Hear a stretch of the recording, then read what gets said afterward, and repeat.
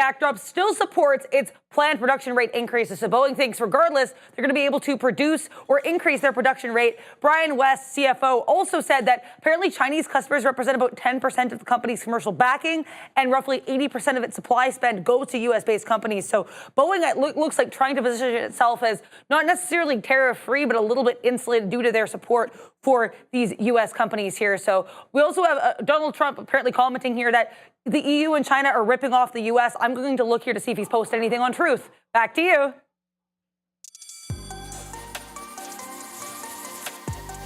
Thank you. Boom! Greetings and salutations, beautiful people. That is your boy Joey Options in the T-shirt. T-shirt, man. Hey.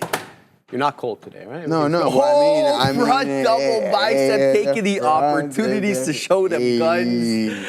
All right, guys. I hope everybody's having a fantastic morning. Let's see who's in the chat ready to get shouted out. We got the OG Jay Lee, Freddie 5000. How about Jameson and Jonathan Villa Campa? We got Jeremy Crypto and Tim is in. You're my boy. We got the Pizza Rat, Young Talent, Duh, Great. We got Dan Gale and Sleeping H something or another. Pete. We got Jimmy J, Anthony Cago, John Manzoni. All right, who else? Stop moving too fast, bro. Come on. Dan Gale. I think I said that one already. Skull, Daljeet, Adrian Diaz, and Pete Rock. Ayush Sharma, sorry, bro. Jax Money, Omega Zero, and Hambone. Okay. Nekoshi, something or another. We got, who else, man? Pitchbull, Sadiq. We got Dylan Patel and Haitham Yassin. We got Other Zinc, the OG. Shout out to him. We got A Wheeler, Palm Beach Peter. Sounds like it's great weather down there, my man. We'll have Big Finesse. We got Shadow 7S7. How about Jarhead Trader, James McCarthy, and Daniel Melendez? Blue frickin' arrow and red candle magnet. Shout out to Pintus, Pizzazius. There's a whole lot of P's in there, Joseph. Sir Poopy Paper Hands and Clint Hamilton. Adara's giving you a round of applause, Mr. Poopy Hands. We got Dallas as well, where Joseph just came back from. He wasn't really that impressed. I'll let him talk about that. Omar, shout out to Omar. It's just, sorry I doxed you there, Joseph, but that's kind of how it goes around here. And we're already doing it freaking live. Bang! Here we go, baby. Give me that money, man. All right, so we're taking more prints out here. Got the bottom wick, literally bottom wick right now on SERV. This is an obvious area retracement into a technical area of resistance. Just before we get to what's going on, I just want to mention this trade. SERV and earnings winner today.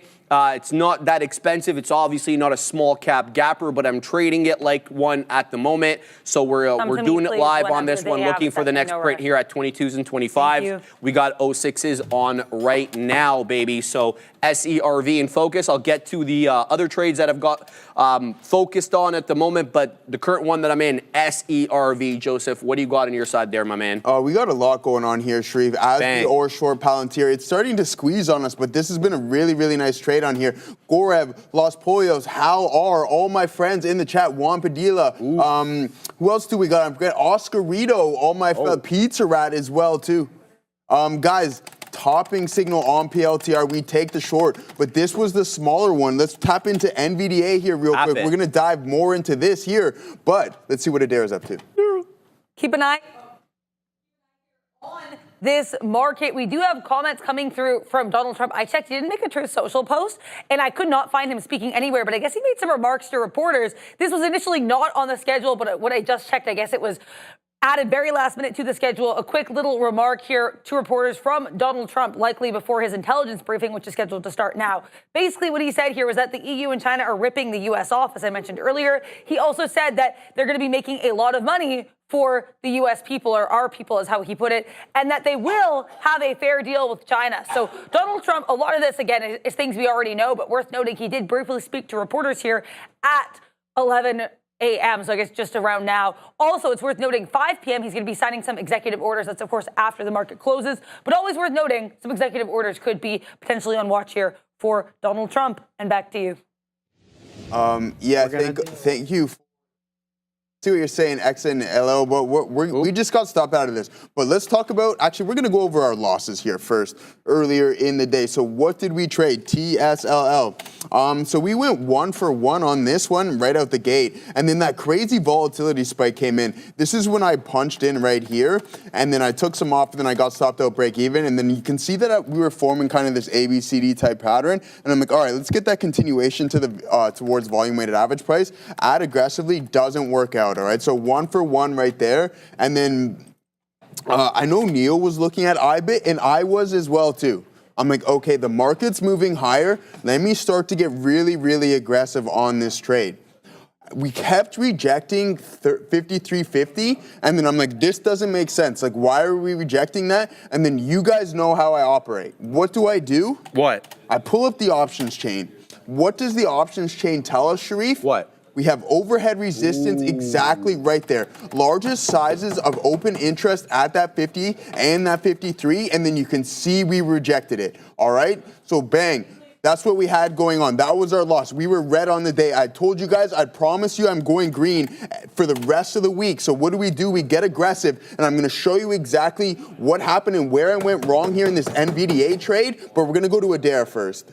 More news today. This one is actually not tariff or China or Trump related. It has to do with Fubo and Disney. We do have the DOJ, probing the Disney and Fubo deal over some competition concerns. So another antitrust or deal related issue here. The Department of Justice apparently probing Disney's attempts to make this deal with Fubo. I'm not seeing a citation for this story, but it looks like this has been reported. Fubo dropping. Let's take a look at DIS to see how Disney's doing on this news. DIS actually pushing higher here, as is often the case. So the acquirer pushes higher, the company set to be acquired pushes lower. So DOJ, again, reportedly looking into this Disney and Fubo deal. We were expecting a safer, or I guess less restrictive regulatory environment under the new administration, but so far that hasn't really proven to be the case. Back to you. Thank you for that, Adair. All right, right back into this, guys. So you can see that I was long NVDA. So what was my issue? If you guys if you don't have the ability to see what I'm about to identify, it's this right here on our left-hand column. Look how much overhead resistance there is. Okay, so you can see through 105 all the way up to 107. A lot of overhead resistance. Where do we peak at? Right at 104.69. I took off half of the position. Still a really, really nice trade, but then I get stopped out for the remaining half because I had a feeling that we were going to continue to the south side. What I should have done is just accepted that the fact that there's a lot of overhead resistance and listened to what the market was telling me. That sometimes is my biggest flaw, is when something is telling me, I get that dose of hopium and I'm like, all right, I want to continue climbing higher. But the market is saying, no, Joe, this is as high as we're going to go right now. And I'm glad that I took half of it off, but then I would have doubled this trade here if I took the whole thing off right here, but I didn't. So follow what the chain and what the market is telling you, and I promise you it's going to work out better. But there we go. I told you guys we're going to try to keep it green for the remainder of the week, and we're doing exactly that. I love it, man. I love the energy. I love the enthuse. Shout out to Joe bringing good vibes to the desk. All right, we're taking more prints here on SERV. Just got the beak wet there at 20. We've got 5s on at the moment. Yeah, we got someone's mic hot apparently still. We good? Yeah. Yeah, okay, no worries, no worries. So we're looking here at 22s and then 25s for the next profit taker. So that's SERV. It's a bit of a slow mover. You're going to have to pack your patience, but anything below my entry point, which is the key area of technical support that I want to base it off, I'm gone. Simple as that. The other one we're involved in right now, Pony. Pony got long here at 58, wet the beak at 61. I've got my order out there to defend 50 pennies. I want to see if this bull flag shape wants to continue to hold that key area of technical support. It's the psychological area of either support or resistance. I'm talking about that $50 area, 550. In addition to that, it has price action support at that area as well. Look how long we range there. 1, 2, 3, 4, 5, 6, 7. 7 5-minute candles at that $0.50 didn't give way. Doesn't mean it won't give way. Just means I'm trying to put the odds on my side. Simple as that. So we got one beak wet there, but we're 3 pennies out of the money currently on the ask. So looking at getting the dollar cost average and then possibly another move back into the upside. Anything in the low 40s. I'm talking about 5 low 40s. I'm done this trade. I'm not going to be dollar cost averaging into that. I'm still keeping my eye over here on SERV. It's losing it's at the 10 exponential moving average. I shouldn't say it's not losing it, but it's certainly not making any new highs with that 569, the high a day. Here's what I'm looking at, guys. So these are the 8 small cap gapper-ish style names that we're looking at the moment.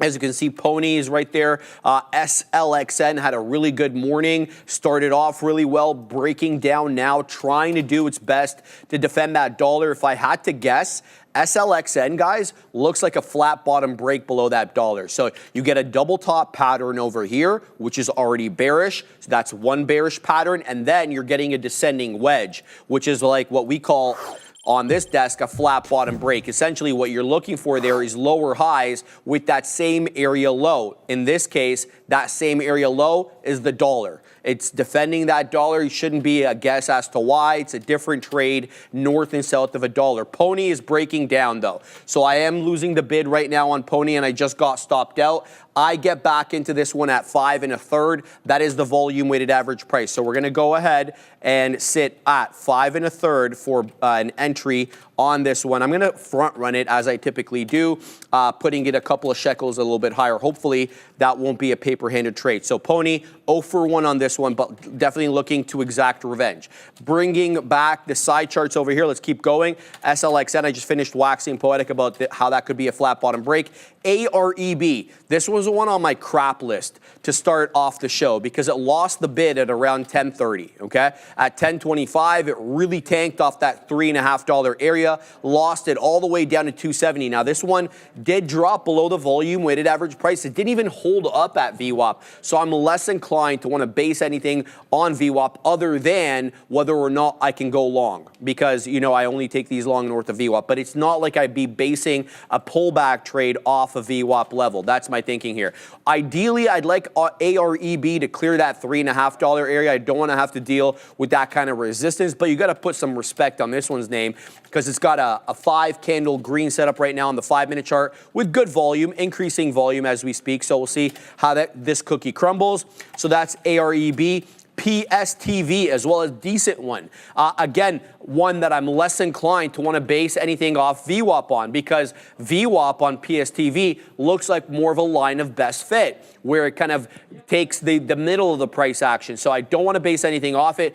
Weapon in my head, I'm basing it off the 20. Don't know why this is respecting the 20 EMA on the 5, but you know what I'm going to say. I don't give a you know what. I'm just going to keep my eye on what's actually working. So the 20 exponential, which will always be the yellow line on my black charts, seems to be an area of support here on PSTV. We'll have to see how that one works out. CEP, I put this one on here. You look at that declining volume signature. It's not really my cup of tea. It looks like it's getting a little bit of respect here for VWAP. It's spready. It's expensive. It's lower on volume and dropping in volume. So I'm less inclined to want to base anything here on CEP. SERV I talked about, CEP I talked about, and then here's one, a blast from the frickin' past.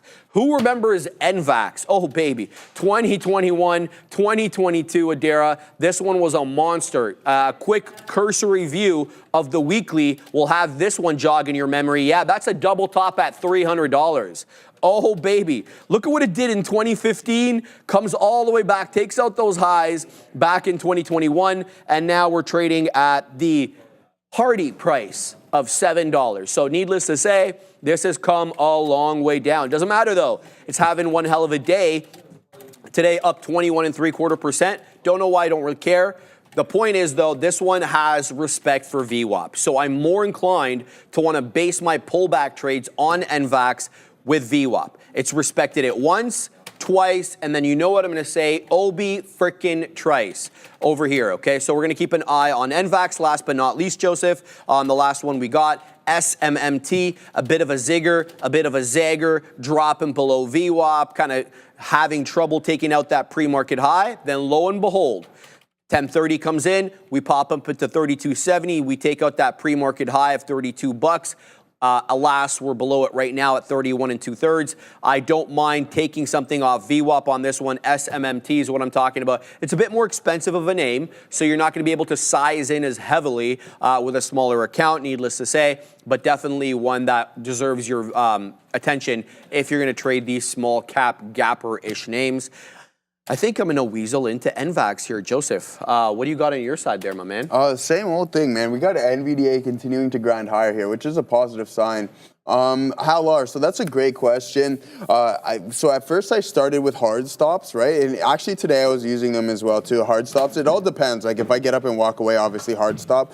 But I would never suggest using a mental stop until you've gone through at least a year or two of the process of understanding what pain can come from just not abiding by it and be like, oh, hold it a little bit longer, hold it a little bit longer. So use those hard stops, especially you can use them before you even enter the trade or anything along those lines. So I would suggest getting comfortable with that. I mean, I told you guys I had hotkeys that set up for me that had like a risk to reward ratio. It had three really good functions. So it would set my stop price. It would calculate my amount of shares per dollar of fixed risk that I had, and then it would set my either 2-to-1, 3-to-1, 4-to-1 profit target, whatever I had the script made to, and that's what I use for years and years and years. And I suggest until you get comfortable with that, hopefully your trading platform allows you to construct hotkeys with this. I don't have them anymore because they're on my old trading platform, and I'm just not at home anymore like using them as much, and it was quite expensive. So for all those who did use Dash, that's exactly what I was using for a long time. Hotkey, 1320 Wolf, hotkeys. So yeah, it sounds like hockey, but that's what I was doing. So I would highly suggest just put those hard stops in. If you get stopped out, then it's like, oh, okay, oh well, I lost 50 bucks, I lost 30 bucks or whatever your stop loss was set to be. And then once you've done that for an extended period of time, then you can kind of just start to sway away from them. But you have to follow them, otherwise you're just going to get absolutely chewed up. All right, guys, I wanna take a long here a short here on Tesla. You can see what we got cooking up here at 260 and 262.5. So I want to see if this is going to come in as some resistance here. You can see 259.42 was that high. So that can be a good potential entry point right there for the shorts as the market is looking to continue to move lower. My issue being is that this underlying is extremely, extremely strong. So to get that short, it's going to take some time, I believe, for it to really start to move. But Google is tanking. NVDA is still holding up above the volume weighted average price, but you can see that the Qs and the SPY are both at or below the volume weighted average price. So that can be a positive sign here if you're looking to put in some of those shorts. We know we got those rallies last night, and I was happy about that there, Sharif. Yes, sir. Absolutely. Keeping my eye here on AREB. Tried to take a quick trade on this one. Breakout trade as it was moving into that double top. No sirree, Bob tells me, no, I'm dropping down. It still has a higher low, though. So even though this ugly candle right now is a topping tail candle, the previous candle low is 320. So I'm getting long on this one, by the way. If it dips down a little bit more, I'm looking to get long on this one. Let's just go now so we don't miss it. I don't mind adding into this one into the volume weighted average price, which goes into 12. So exactly what I'm going to do. We're long 31s. I'm going to look to add at 20s and then add a little bit more if it does continue to drop down into that 12 penny area. So let's go ahead and do just that. I'm going to wait at 15s. Simultaneously, though, if it does pop up on a nice move up, I want to be able to extract some beak wetters. So that's what we're going to layer out as well. And we'll see what we get here with AREB. Bit of a bamboozler coming into that double top look. Has a topping tail candle right now, which is never a good look. But as I've mentioned many times, these topping tail candles don't really mean the same on these small cap gappers as they do maybe on a different stock or like a Mag 7 name, for example. All right, let's look over here at the SERV as it's coming back down. This is at 10s. I've already moved my stop up to break even, so let's go ahead and actually I didn't even move it to break even, so give me a second here to cancel that bad boy. Yes, so we have to throw that in now. So we'll go 604s, and then we'll give it down to 598s in case it loses the bid. So that's the look there. Now we can focus on the other one that we've got on. All right, so AREB dipping down here into that $0.25. Still not getting printed, though, at the $0.25. Or, well, not at the $0.25. I'm sitting at the fifth of a dollar at 20. So let's see if we get something there. I'm looking for a VWAP to hold up, or the 10 exponential. The 10 exponential and VWAP are the same right now on the 5-minute chart on AREB. So a bit of an overlap there. Now, it did have some pause at the volume weighted average price initially. So hopefully it uses it as a nice area of support. So we get that fill now. Let's see if we can extract some profits on this one, possibly up to the upside. So I'll layer those orders there to see if we can get something on that one. Still waiting for a fill on Pony. Nothing doing there. I'm still waiting at that 533. It's put in now 1, 2, 3, 4, 5, 6 red candles in a row now on the 5. It's still above the volume weighted average price. So we're going to give this one the old college try to see what we can do on that. Still waiting for any fills here on AREB, excuse me. We're long 25s, showing me 26s, 28s. Now there's the fill. There's the first fill. Can we get a bit more? 29s. There's the fill there. This one wants to pop up or what? What's your situation here, ARB? We're looking for that fill at 31, but there's a seller of note at 28, keeping this one down. It's up 48%. It behooves me to tell you a little bit about the technicals on this one. So it is, according to Trade Ideas, that is 820,000 share float with about 13.25% borrowed for short. Okay, we're killing it on now. Ooh. Oh, baby, there we go. Let's go, ARB. Let's pop up a little bit higher here now, 35. So where we got? We got 23s now, multiple prints to the upside. Still didn't get that 15 print, though, so that one goes unfilled. Still looking for a better price on this one. The idea here was to get something at VWAP. Looks like it's front running that side. So keeping my eye out on that. Also keeping my eye out on ENVAC. Sorry, where's my ENVAC screen? I don't have any orders yet on ENVAC, but something into VWAP. I don't know, man. I don't know. ENVAC seems like it's dead money over here. Like it's the notional is not that much. So VWAP's at 40. The high of the day is 81. I guess that's enough. We'll give that one a try, I guess. I'll set up an order there. So AREB, the one I'm focusing on right now with the most size. Seller, though, at 30. That's the second time we've held up at 30. There we go. 32's now getting taken out. Here comes possibly 33s. It's a hard trade here, man. Lots of overhead resistance right now on AREB, possibly due to that topping tail that manifested in the prior 5-minute candle. So packing my patience here, Joseph. Okay, cool. Thanks for that, Bear Reverse Bulls. And Monty G, I see you. Okay, Palantir's looking really, really nice here. You can see, guys, that we are... Whoa, that was insane. Okay, guys, this is the 4th volatility spike that we've seen here today. And look at that dump here in the market. Gorev, you just seen that gone. Now, below these levels, we want to see what's going on. This has happened 4 times in a day. I've never actually seen that this happen. This is insane. I'm getting ready to go to Adara. Let's see what she's got to say. We have more comments on tariffs and China. Not super surprising here that this is what moves the market, but I guess, well, we had a story earlier from Wall Street Journal suggesting that there could be here, I guess, a de-escalation with regards to China and tariffs coming from the U.S. Then we had Scott Bessent saying there's going to be no unilateral offer from Donald Trump to cut China tariffs, and he basically declined to talk about the story in general, but he said he would not be surprised if the tariffs went down in a, quote, mutual way. So it sounds like Scott Bessent can see both countries lowering their tariffs against one another in tandem, but he declined to comment any further. He also said there is no unilateral offer from Donald Trump to cut China tariffs. This actually, though, echoes previous comments that we had coming from the White House made to CNBC saying that if there is any decrease here on China tariffs, it would not be unilateral. So again, just having Scott Bessent echo the idea that there is no unilateral tariffs on China, and Trump has not offered to do so. Scott Bessent also saying that apparently a full China trade deal could take 2 to 3 years. So it might be years before we get any hard resolution on the China tariff situation. Back to you. Yeah, thank you for that. So yeah, guys, that was insane. This is another volatility spike. You can see that we were short Palantir right here, and then we took it all the way out down here, and then we eventually got stopped out break even, but we double topped, and then we got that move down in an additional volatility spike. And before I send it back to you, Neil, Barbecue 365, my friend. It doesn't matter the weather whatsoever. We're cooking on the grill. That's what we do. Coming for you, Canada. Neil. Barbecue 365. Let's go. I got nothing to do with this. Hey man, that's all good. It's Bro, all I would join your little barbecue party there, but the dinosaurs at my building prohibit you're not any nat gas. Despite the fact that Brendo's got nat gas hooked up in his place. Nat gas. We'll bring up the old probe tank up there. Oh, they don't care, Joseph. They want to know about the rules, and they want to enforce those rules 24/7. Adara, do we have more breaking news? If we have more comments from Scott Bessent. Apparently he's saying he does not have a time frame for the start of China talks, but he said it's also going to likely take place at lower governmental levels. So he's saying it's unlikely that it'll actually be President Donald Trump of the U.S. and Prime Minister Xi of China talking directly. He said it's likely going to be lower level officials from both countries. So just some more talks here from Scott Bessent on trade. But the main thing to emphasize from this soundbite is that he does not have a time frame as to when he expects the talks to begin. Back to you.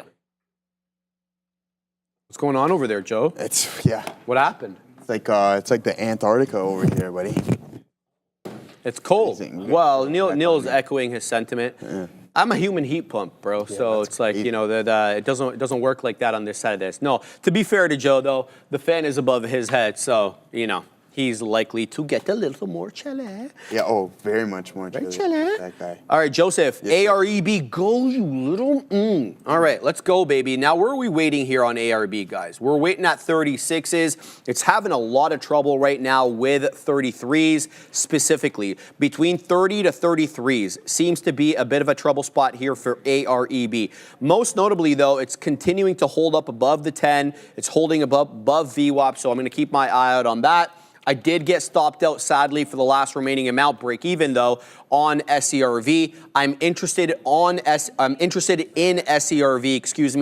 at that $6 area. I may not have to wait long. There's obviously an area of support here at $6, so I'm likely going to punch long here when we get back from Adara at the big desk. Yeah, I'm so sorry for the interruption, guys, because we have more news and more comments coming from Scott Bessent. This is, again, the U.S. Treasury Secretary who spoke earlier today, but now I guess he's being asked some more questions. He was asked, I guess, regarding if Trump can fire Powell. We heard yesterday that Donald Trump said he has no intentions, quote unquote, of firing Fed Chair Powell, but Scott Bessent said he doesn't have a stand as to whether or not Trump has the legal authority to do so.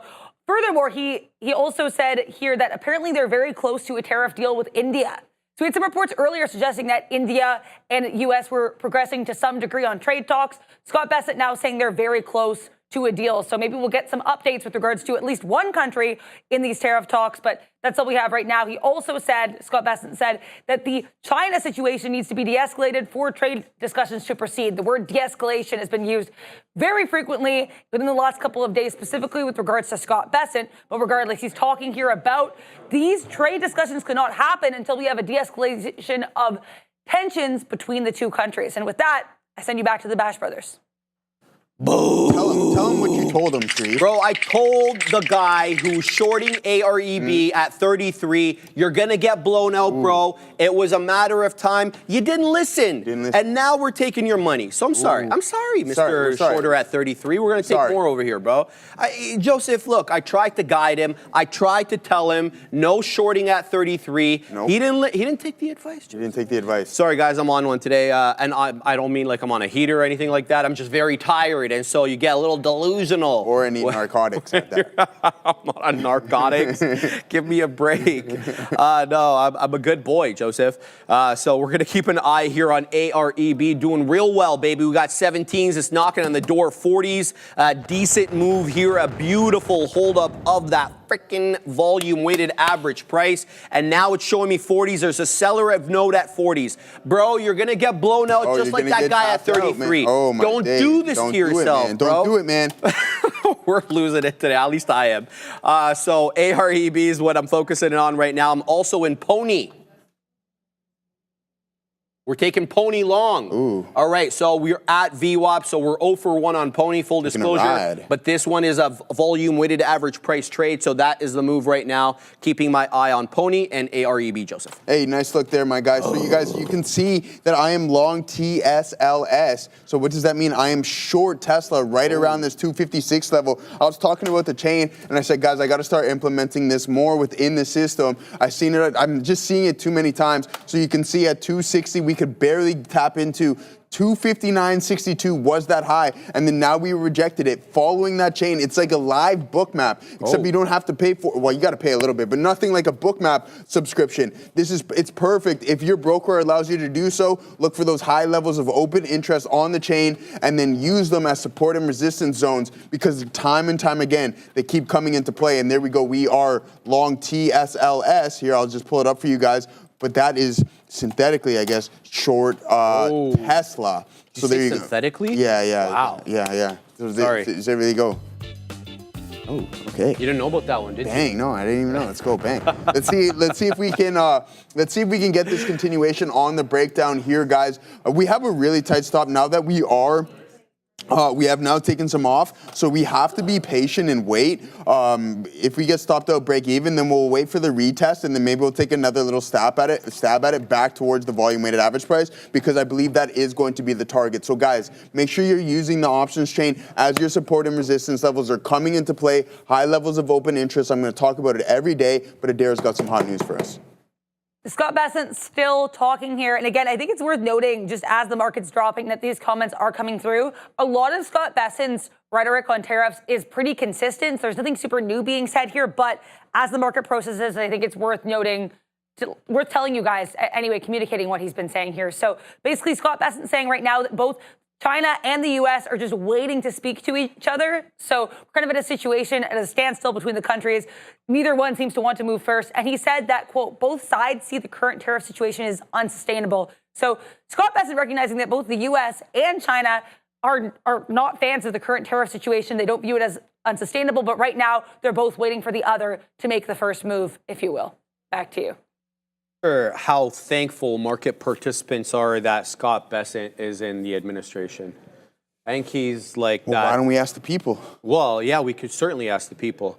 I do like the fact that this time around, he's got a lot of really well-founded Wall Street guys in the administration, bro. I mean, that's good to hear. Yeah. Especially if you're an investor, that's something I think that's important to you. Maybe if you're not, that's not that important. Joseph, we're doing it freaking live. AREB is the gift that just keeps on giving and giving, and it's like, no, you don't got to give me anything. I'm going to give it all to you. Boom on AREB. We take that one long again. We're long 15s, just took it through 53s. If you trade small cap gappers, you know that that's a large move. So now we're going to have trouble here likely with the $0.50. Let's see how much psychological resistance this is. I'm waiting at 58. It just flashed 56s for me. And I'm not talking about that kind of flash, you pervs. But we're going to keep an eye out on this one. And I'm going to wait at 65 over here for the next beak wetter above 58. AREB, anything. Literally anything below my entry at 315, it's all over. We're going to actually cancel the original stop on this one, and we're going to go ahead and put it right below that 315. In fact, I'm going to risk a little bit. Okay, I lied. 315 is my entry. I'm going to give it to 309s. That's my move right now for the last remaining amount. Keep an eye out on that. Let's have a look here at Pony. Pony's disappointing me. You're disappointing me, Pony. It's not holding up at VWAP. It's got a couple of more cents over here. We're long at 35s. I did wet the beak there at 40s, but now it's down into 30. So it's not a good look for me on Pony on that one. SERV's okay.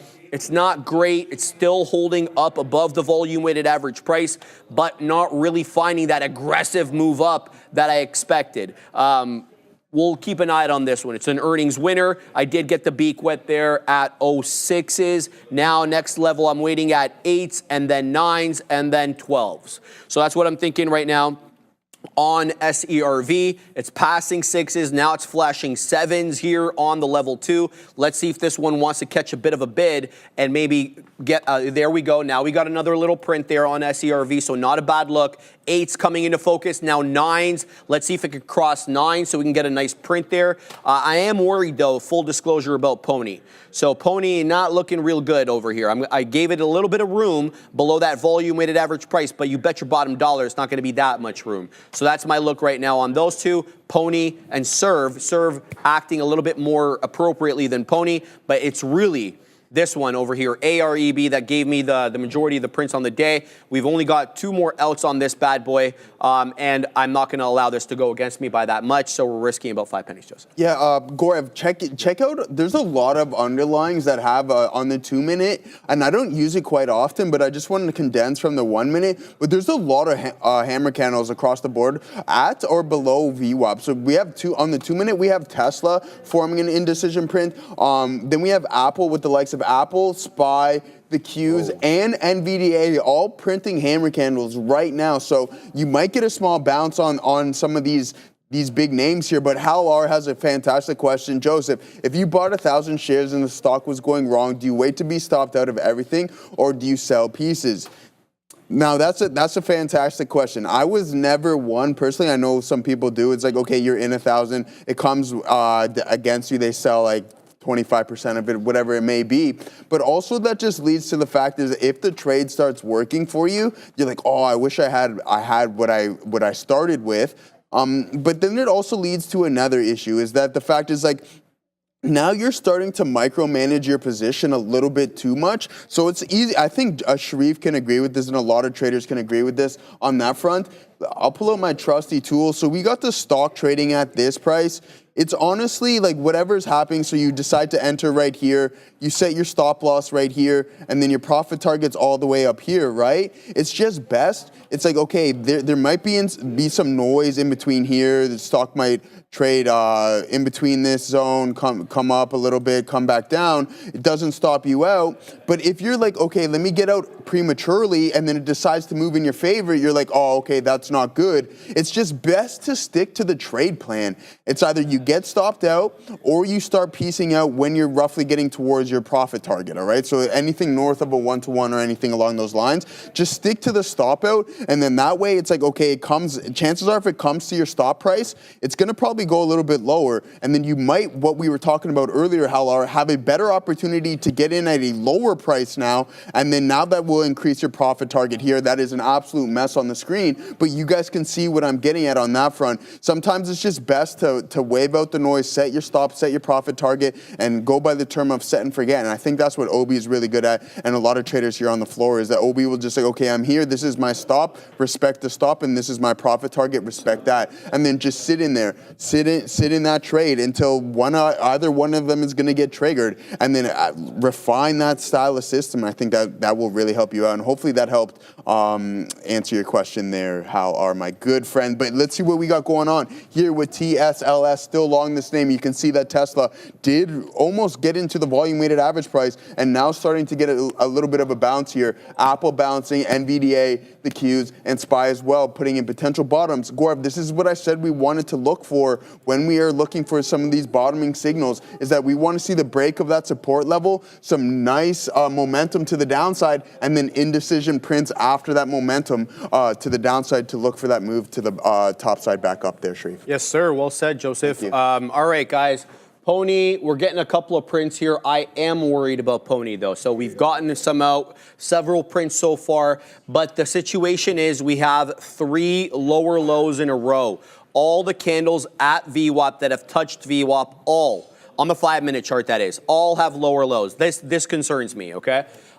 Because it means that, you know, the bears are a little bit more in control than the bulls are, or the buyers at the moment. So I am a little concerned. 40 showing me now on the level 2. It's a bit of a spready name at times. Right now it's decent. It's 1 penny, but it can be a little bit spready. So let's keep an eye out on this one. I'm just going to wet the beak there a little bit more to take some profits out. So decent on Pony. We're making that L back that we had because we were 0 for 1 on it. Now we're 1 for 1, so to speak. Let's see how this trade goes. Maybe we shouldn't jinx it quite yet. All right, how's this one doing? AREB holding that 10 exponential like a dang glove. All right, it is less inclined to want to retrace into VWAP, at least from my observations. It looks as if the retracements are going into the 10 exponential. We're having a whole lot of trouble, though, on AREB, taking out that $0.50 on a closing basis. We had trouble with it over here, and we're having trouble with it over here. So somebody is shorting up a storm, an aggressive storm that is, at this $3.50 area. Just let the yawn out, baby. Gotta let it out. Yeah. So we'll keep an eye here on AREB. It's doing the dance with absolutely no underwear or pants at that 40 penny area. I know, it's disgusting. Nobody taught it any manners, Joseph. Like, that's the thing about this one, you know. You got to just take it as they come. So we'll keep an eye out on that. Pony doing okay. So we're getting some more prints now. Show me 41s now on the level 2 on the ask side. I'm waiting at 42, so waiting for that print to come in. AREB doing bupkis. How's my other trade over here with SERV? SERV is a problem. SERV is a problem. It did find 3 candle on the 5-minute support at the volume weighted average price, but it's not making any higher highs. So that is kind of the issue right now that I'm having with SERV. It's not really crossing that 05s, and it's not making any higher highs. So I am kind of concerned about SERV. We'll have to wait to see how this one ends up doing. Back to Pony. Pony still no 41 prints. Boom! To the high side on AREB. Bro, are you kidding me? Look at this one, zig and frickin' zag. We've got 15s on right now. We just took out 60s. Now I'm waiting over here at 65s. It's showing me 63s. Don't do it. Bam. Boom. Ooh. Boom. All right, this was a good trade. I'm quite proud of myself with this one. I'll tell you why, Joseph, because I started 0 for 1 on it, so I had to fight back. So we started with this one over here. We topping-tailed. We dropped off. I exacted the revenga on AREB. We'll look to do a little bit better, though. It's still having trouble maintaining its price level above the 50, so we'll keep an eye on that. AREB. I don't want to. Is it the #1 gapper? It is. It looks like it is right now. So up 61%. There is ENSC that's up higher. It's 82%, but it's given up the ghost in a hurry. So I'd say to you, in reality, it's AREB that's the #1 gapper right now. We'll have to wait and see whether that continues or what. Moving back to my other trades right now. What are we doing over here on Pony? Still no prints at 42, but we de-risked nicely. How's my friend SERV? I don't know if it's going to be my friend for long because it's not giving me that 5 print. I moved down my order from 6s into 5s. Now it's just putting in umpteen amount of lower lows. I'm concerned about SERV here, Joseph. Gonna have to keep an eye out on that. Yeah, we'll keep an eye out on that one for sure there, brother. Yeah, Gorev, nice way to snatch that little pop right there, brother. We got another little indecision right here, so just be wary of that. I think it's not wary. There we go. So yeah, just watch out for that one there. But it could be if we break this top side here, Gorev, maybe we can get into the volume weighted average price. But it looks like you're doing pretty good so far. So nice grab there on that one, guys. Yeah, let's just go over some of our notes here this morning, see what we got going on.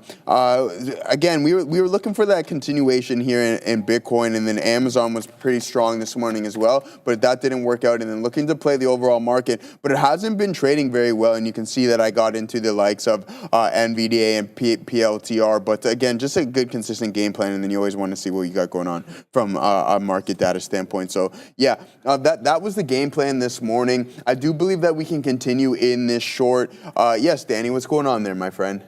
There we go. Yeah, there we go. Yeah, I got it right this time. Yeah, hey, yeah, let's go. Yeah, I know. I was like, oh, maybe I was saying that wrong, but that's okay. We're over that. That was yesterday's news. Yeah, that was the game plan. I do believe that. I think that we're not.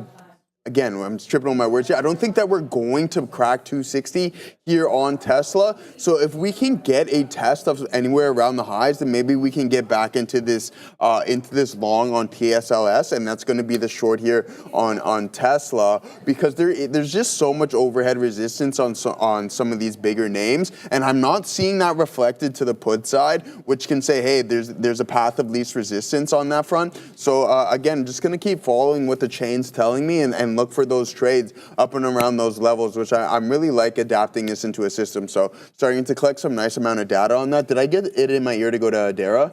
Okay, so yeah, we're going to send it over to Adara as well too, guys. I have a very exciting announcement, but first, I do want to mention here, we have comments from the Swiss economy minister saying that they had a, quote, productive meeting with Jameson Greer, the U.S. trade representative, to talk about bilateral trade relations. And apparently the Swiss economy minister is also looking forward to future exchanges and continued collaborations. But before I send you back to the guys, I'm very excited to debut our new series of infographics for TTV Research. These are really, I would say, the first of their kind that I've done anyway. I was very curious here about Trump's Truth Social post about the economy. And we know that he used a lot of these posts, especially as of late, to make some commentary about this individual to our left. That would be Fed Chair Jerome Powell. What I did was I did an extensive search of I went through every Truth Social post Donald Trump has made in the year 2025 so I could definitively make a timeline of all of his mentions of the Federal Reserve. So this is all just pure research, putting the research in TTV Research, if you will. And with that in mind, here's our first post from this timeline. As you can see here, we have January 29th, 2025, pretty innocuous at first. He casually mentions Jerome Powell and the Fed as part of a much larger tweet about energy.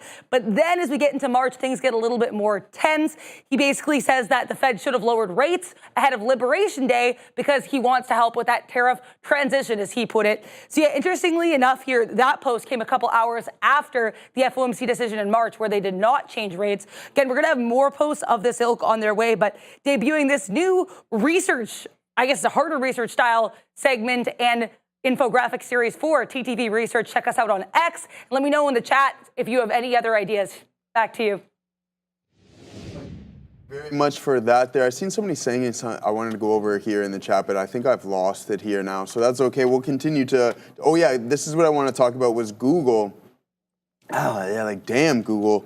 Damn, Daniel, what's going on here? You can see that we had a nice opening. I'm going to be honest with you guys, I wouldn't even call this nice. Like, look at these 5-minute prints and all of this indecision within it. Even though it did grind higher, that's exactly what it was. It was a grind, and then you can see how much orderly the price action was to the downside there. So there you go. That is GOOGL. So this would not be fun to sit in if you're long. So it's like, okay, yeah, you get in at like slightly above the volume weighted average price if you're lucky enough to catch the peak. But look at this, like, okay, big engulfing down, volatility spike here, all the way back down, etc., and then eventually you break through and go to the downside, which is a lot more orderly than what we got going on to the top side. So a tough look there on GOOGL, but there we go. Tesla continuing to break down. Amazon's continuing to break down.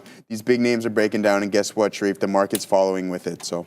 Oh, no. Yeah, well, it's just going to be more buying opportunities. All right, so what I'm keeping an eye on right now is Pony at that 530 area. Now we've got a 6-candle holdup at the volume-weighted average price. So I'm trying to be patient. I've extracted the majority of the position out in the high 30s, low 40s. Got multiple outs that still are going unfilled. I'm happy that I was able to de-risk because it looks like it is going to break down now. The spread is opening up. 31 on the ask, 23 now on the bid. That is not what you want to see. So this one giving me some trouble.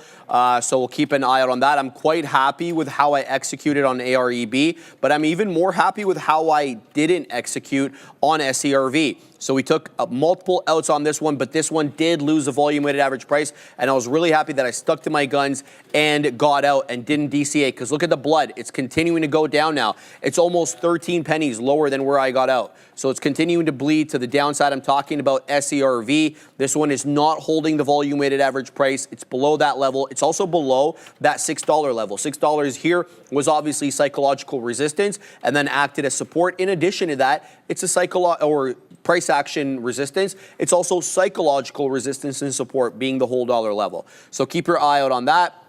I certainly am. Pony continuing to bleed to the downside right now, showing me 29s now on the ask. It's still not triggering my my sell order, so I'll let this one trigger as it was intended. It looks like it's not far from that at the moment. About half the position out, so the half here will be a loss of around 10 pennies if I do get stopped out. So we'll keep an eye out on that. AREB is coming down in a hurry though, so no continuation. And as I mentioned, nary a print, a closing print, excuse me, above that 3.5. And there's a reason for that. There's somebody with a large account or a big algo kind of system that's really trading this and shorting it aggressively into $3.5. It could not, for the life of it, stay above that $3.5 area, and now it's all the way down to $3.10. It's below the volume-weighted average price for the first time since 10:55. So almost an hour now of defending VWAP successfully,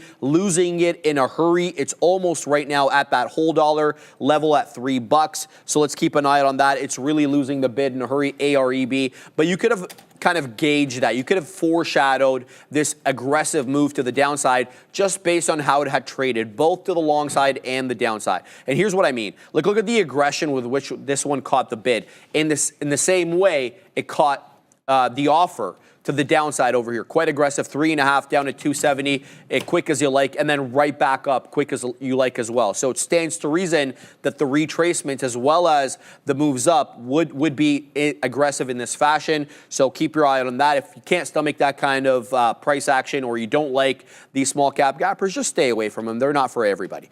Pony, back to this one. It's the only trade I'm involved in right now. I'm still kind of unsure about how to execute here. We're not well enough below VWAP that I want to say trigger a flattening. I'd allow my stop loss to trigger, but we can't find a bid for the life of us right now. Look at the amount of candles with lower lows and lower highs ever since we made that 569 high. We cannot, for the exception of this candle right here at 1135, everything is red and everything has a lower low and lower high. So Pony, not doing well right now, not doing well at all. The only thing kind of keeping things afloat, so to speak, is this 520 closing price action support, previously resistance, right? So I don't know how I'm going to execute here on Pony, whether to flatten out. What I could do is kind of just put myself out of my misery and say, this candle over here at 1145 has a low of 522.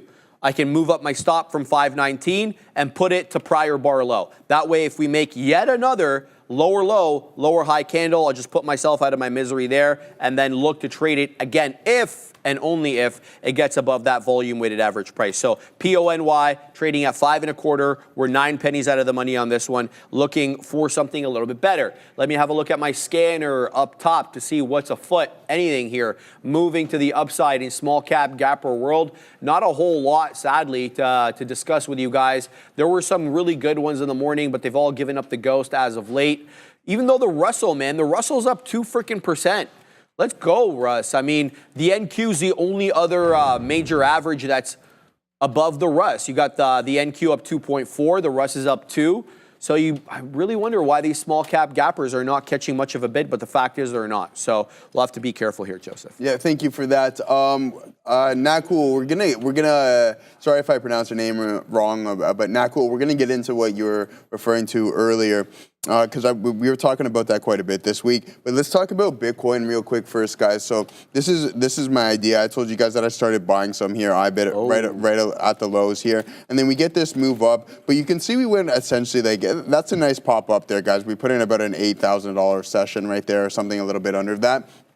So I didn't think that we were going to continue that much today in strength. Like I didn't think we were going to put in another like $6,000-$7,000 session because there is quite a bit of overhead resistance. But one thing to note that is positive, we have cracked this neckline right here and now going back into the middle of this range. But what I'm thinking may happen is that we get a breath of a day, right? Because we've had some two solid sessions.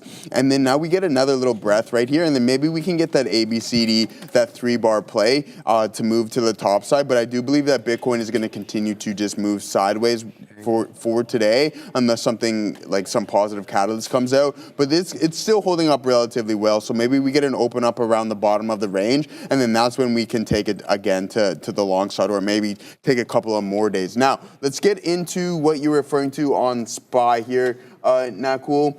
So let's see what we got going on. You say, Joseph, I sold some 530 puts. You got caught in some volatility onslaught. Scary stuff. I told you guys right now, from my experience, and I'm saying it's totally up to you if you have the risk tolerance for it. I am not writing right now. Look what has happened today.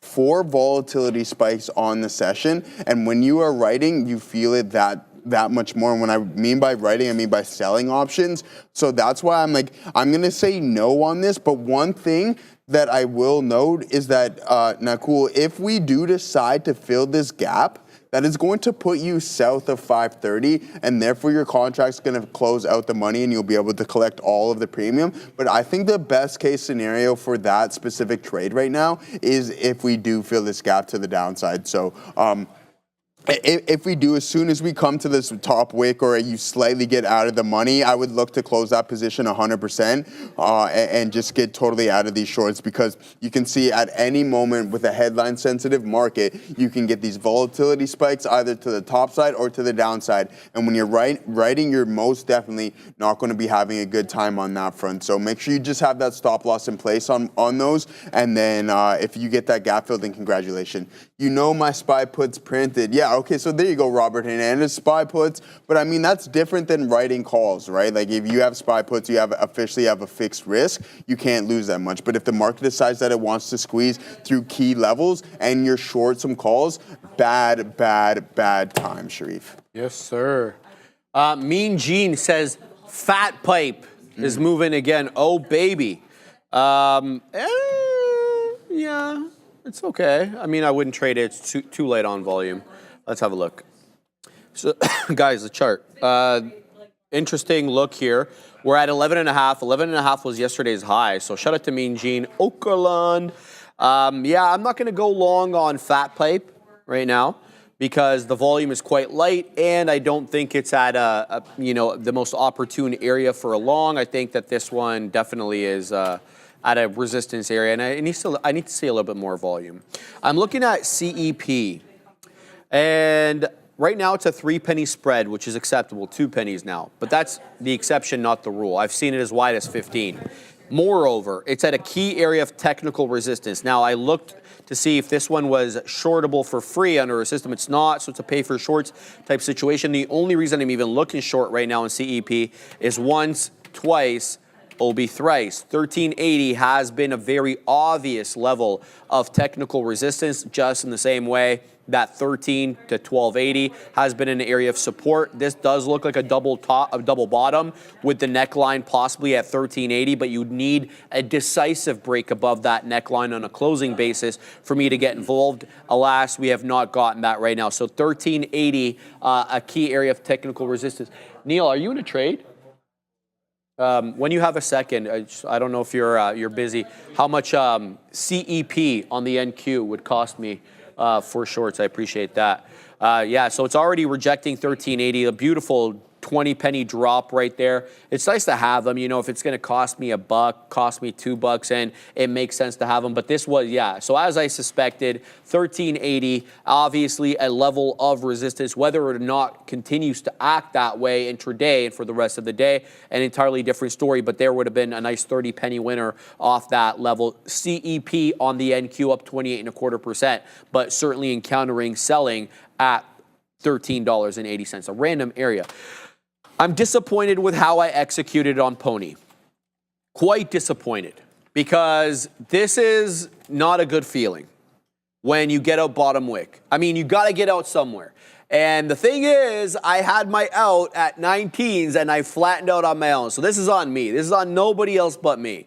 Yeah, so PONY should have been doing well on this one. I moved up my stop. I didn't move it up. I flattened out. It was at 19s. I ended up flattening out at 22s, and now it's knocking the door of 50. So feel a little bit bad about this one, but you can never get them perfectly all the time. Now it's knocking the door of $5.50 with the high of the day, $5.69. So good technical support by PONY at that 520 level. Owing to these closing prints right here. Should have stuck with the plan instead of improvising on the fly. This one looks awfully good right now. Let's see if we can take out the highs because it's generally respecting these areas. So not a bad look there.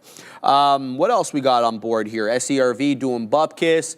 What do we got? ENVAC. Yes, ENVAC is now trading below the volume weighted average price. It also had multiple holdups at $7.40. It's now trading in a range between $7.30 and $7.40. So I don't really want to take anything with ENVAC long until it can get above the 7.5, maybe 7 2/3. You can start showing me some higher highs and higher lows. It hasn't been doing that yet. Not yet anyway. So packing my patience there. Bought Yacht Club. Pony got me twice as well. Yeah.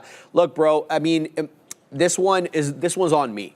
We had the right plan, we had the right levels, and we didn't execute on the plan. So that one is on me, nobody else to blame. City Boy 305, AGM or AGMH, small cap gapper. Say less, my man. Let's load that up on the side chart. By the way, Fat Pipe just took out 11.5. Now it's up to 11.75. So shout out to my man Mean Gene Oakland for yelling out Fat Pipe there. I was dismissing it for that 11.5 technical resistance. I was wrong. You were right. Good look on you, my man. Let's look at AGMH. Okay.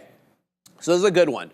It's a good one, but it is kind of not tradable under my system, and I'll tell you why in a second. So this one's up big. It's up 130%. Small cap gapper started running yesterday in the aftermarket around 6 o'clock, give or take. Had a big move in the aftermarket, moving from around, is that 3 pennies? Yeah, 3 pennies, dude. Holy cow. Till about 5. Now, this morning, it got up to 10 pennies. But look what it's doing, my man. Look at this. Every time it moves into that white line, that white line is the volume weighted average price, always on my charts. It finds aggressive selling every time it takes VWAP. And it doesn't have a closing print above VWAP. So I don't want to say this would be easy to trade. Not saying that at all. What I would wait for, the telltale sign that I would wait for here on AGMH is a closing print, at least on the 5, above that volume weighted average price. Because what you can see, what you can glean from just looking at the price action from basically 4 a.m. onwards is every time it gets into VWAP from the south to the north side, it rejects. So you can use that to your advantage. You can short it, right? So you don't have to take this long. If you can get your hands on shorts on AGMH, have at it, baby. I don't know if I've got them on my platform here, just to give you an idea. Obviously, we can get them here with day trade, with real trading, but I'm just looking at my platform to see how easy or not easy it is to get it, and I can't. So this one is not shortable on my platform. I'm talking about AGMH, guys. It's actually a penny stock, 6 pennies right now trading at that range. So interesting look here. Break VWAP for sure. Yeah, I agree. Shout out to City Boy 305. Looks like we're seeing the same thing here, Joseph. City Boy. City Boy. Yeah, so this is what I'm thinking too, NYU. That's a pretty good question. So again, we just try to keep it as simple as possible. 104, 18,000 open contracts. This is the call side to be exact, guys. 105, 49,000. 106, 77,000. 107, 65,000. We go up to 110, 81,000 open contracts, all right? So let's go 7 points in the other direction as well too, all right? And the highest numbers, 10,000, 26,000, 13,000, and this is the put side. 14,000. What is this telling me? The path of the least resistance is to the short side, right? There's just so much overhead going on with NVDA, and I was saying this to Sharif, and I'm like, man, I just don't see it happening this week. Can it happen? Absolutely, but again, with all that overhead, there's quite a bit of open contracts there, especially right at 110, which would be max pain, it seems to be on the week. So I don't think we go that high. Could I be wrong? Hopefully I'm wrong. And I wish I'm wrong, but that's what it's looking like, and that's what the market is telling me. So we'll be patient on that front, and we're going to look for those shorts to continue here, guys. But we got a Dara with happening now in the Neil's lesson of the day. Here's the market. This is the 15-minute chart here for the S&P 500, and we have made, it looks like, about 5 consecutive red 15-minute candles on that SPY. It's worth noting here on 10:17 a.m. we did have the White House responding to a report from the Wall Street Journal. Basically what they did here was the Wall Street Journal reported China was looking to, or the U.S. was looking to de-escalate with China. They set the market to the upside right off the open. The White House responded that the White House could potentially looking here at lowering tariffs on Chinese imports pending talks with Beijing, but any talks they would not be unilateral. Well, then Scott Bessent basically says the same thing, that Trump hasn't made any unilateral offers with China with regards to tariffs. And then the market drops when Scott Bessent says it about an hour later. So interesting stuff there. Here's Tesla, earnings day one. This one initially had a really nice pop off the open. Elon Musk, CEO, basically saying that he's going to be spending, quote, significantly less time with the Department of Government Efficiency, or DOGE, and refocus his time on TSLA. Then we have Boeing, BA here, flying a little bit lower, though did have a nice pop at the open as well. CEO Kelly Ortberg saying during the company's conference call a couple hours ago that basically some Chinese airlines have called and they've said they're not going to be taking delivery, though they are looking for some to resell these vehicles. So BA on watch, TSLA on watch, PM, VRT, T, Enphase, tons of day one earnings plays. But before I send you back to the Bash Brothers for all of that trading action, we have to hear Neil and his lesson of the day. So without further ado, take it away. Real deal, Neil. Thank you so much, Adara. Well, this lesson of the day is partially brought to you by someone you've never heard of. Mandelbrot, a mathematician famous for fractals. Nassim Taleb is all about fractals. You've heard some of our good guests on the show. Michael Knotts will talk about patterns and markets and trends and setups being fractal. What does that mean? Very simply, you can take ideas from one time frame, transport them to another. The other thing that it can mean, and I'm twisting this a little bit, is when you have an execution plan for setups and trade strategies, they can work on different types of stocks and different venues. And then the most important thing is that you have that execution plan based on a defined setup. I'm going to show you something you've seen a million times from me, and then show you how the same thing saved my day today somewhere else. So you've seen this a million times from me, Intel. There's your trend up. What am I trying to do? Yes, I know. We're trying to fade Intel off at 21. There is your clean trend to the upside. It gets to 21, topping tail, breaks the trend. I mean, it gets to VWAP after, yay, we're shooting a video. Whatever. It stops me out there and then gets to VWAP. But it was a VWAP trend trade. Now it goes under VWAP. We shorted under the volume weighted average price. Pretty standard stuff, right? Well, guess what you're able to do when you have an execution plan and a strategy? Now, something like this. And yes, every single execution on this chart is real for me starting in the pre-market. It's done 28 million shares, and I was trading it actively. Essentially, it's a buyout at 9.15. So what you're going to see is me getting a short. And look, I was a little bit tilted. I had a short in the pre-market that I did not hold on to, scalped it for small when it could have been big. Then the market opens up, and I'm literally just littering this thing market making and just taking advantage of all the crazy little tiny price action. It bounces VWAP, and I get lit from my orders that were there earlier. But notice something as it approaches the high. Now, at this point, like, I'm stuck. If it breaks that high of the day, it could get nasty for me. But I know I'm not adding to this position. Why? Because it's going against me. I shouldn't have been averaging it in the first place. But I go back to first principles. What would I do if I was flat, and what is my execution strategy for this position? I have a high, I have a trend. So it's very simple. I've got the high, I've got a trend. It holds the high here, it breaks the trend there, I get in here.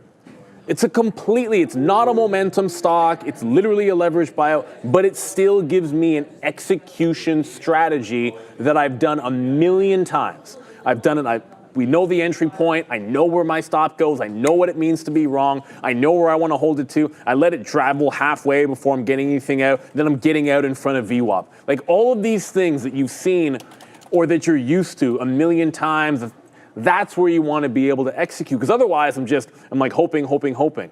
Now, ultimately, I'd rather not have this and only have this execution. I was talking to Adara about this. Well, ideally, I wouldn't be in that spot where I've already averaged in. But I know, hey, I can't be all into this thing. I want to add. I'm going to be all in front of the top. But it can't be an add until it gives me that execution plan.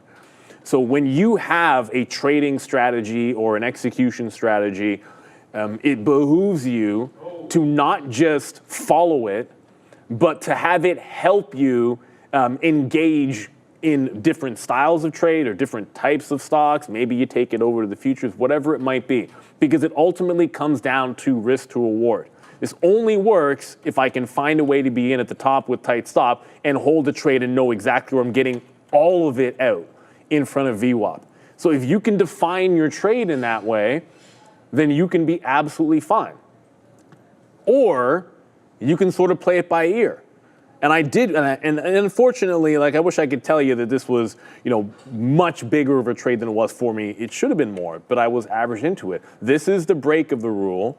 This is me calming down and realizing the mistake. And that's me executing an actual trade on plan. And the important part about it is you will always hear me talk in terms of this is what I'm looking for. This is where I want to get in. This is where my out is going to be. This is where my target. And I'll throw a trailing stop at break even. I said I do it on Intel for good, bad, or for worse. And that's the plan of action. It allows you to be in something without emotion, with just your plan and just your execution. And being a consistently profitable trader requires that, because you need your winning trades to be bigger than your losing trades. And without some kind of a quality execution plan, it is very difficult to make that happen. And what I love about a quality execution strategy is it is transferable oftentimes. Not all the time, but oftentimes it is transferable and it can absolutely save you, as it did for me today. And again, you've seen me do this a million times on a mean reversion. It does work in many places as long as you've got a trend to follow. So allow it to happen, be patient, and the trades will come. The market's always giving you an opportunities. You just got to be there and ready to execute. There's your lesson of the day. Thank you very much, Neil. Appreciate that. Wise words from Neil every day around that noon hour. Neil's lesson of the day. Thank him again for that. Yes, sir. All right, guys. I'm back into Pony over here as it's back above the volume weighted average price, but it is having issues with that technical area of resistance. That $0.50 that we were using as support initially now is coming to bite us in the rear end as resistance.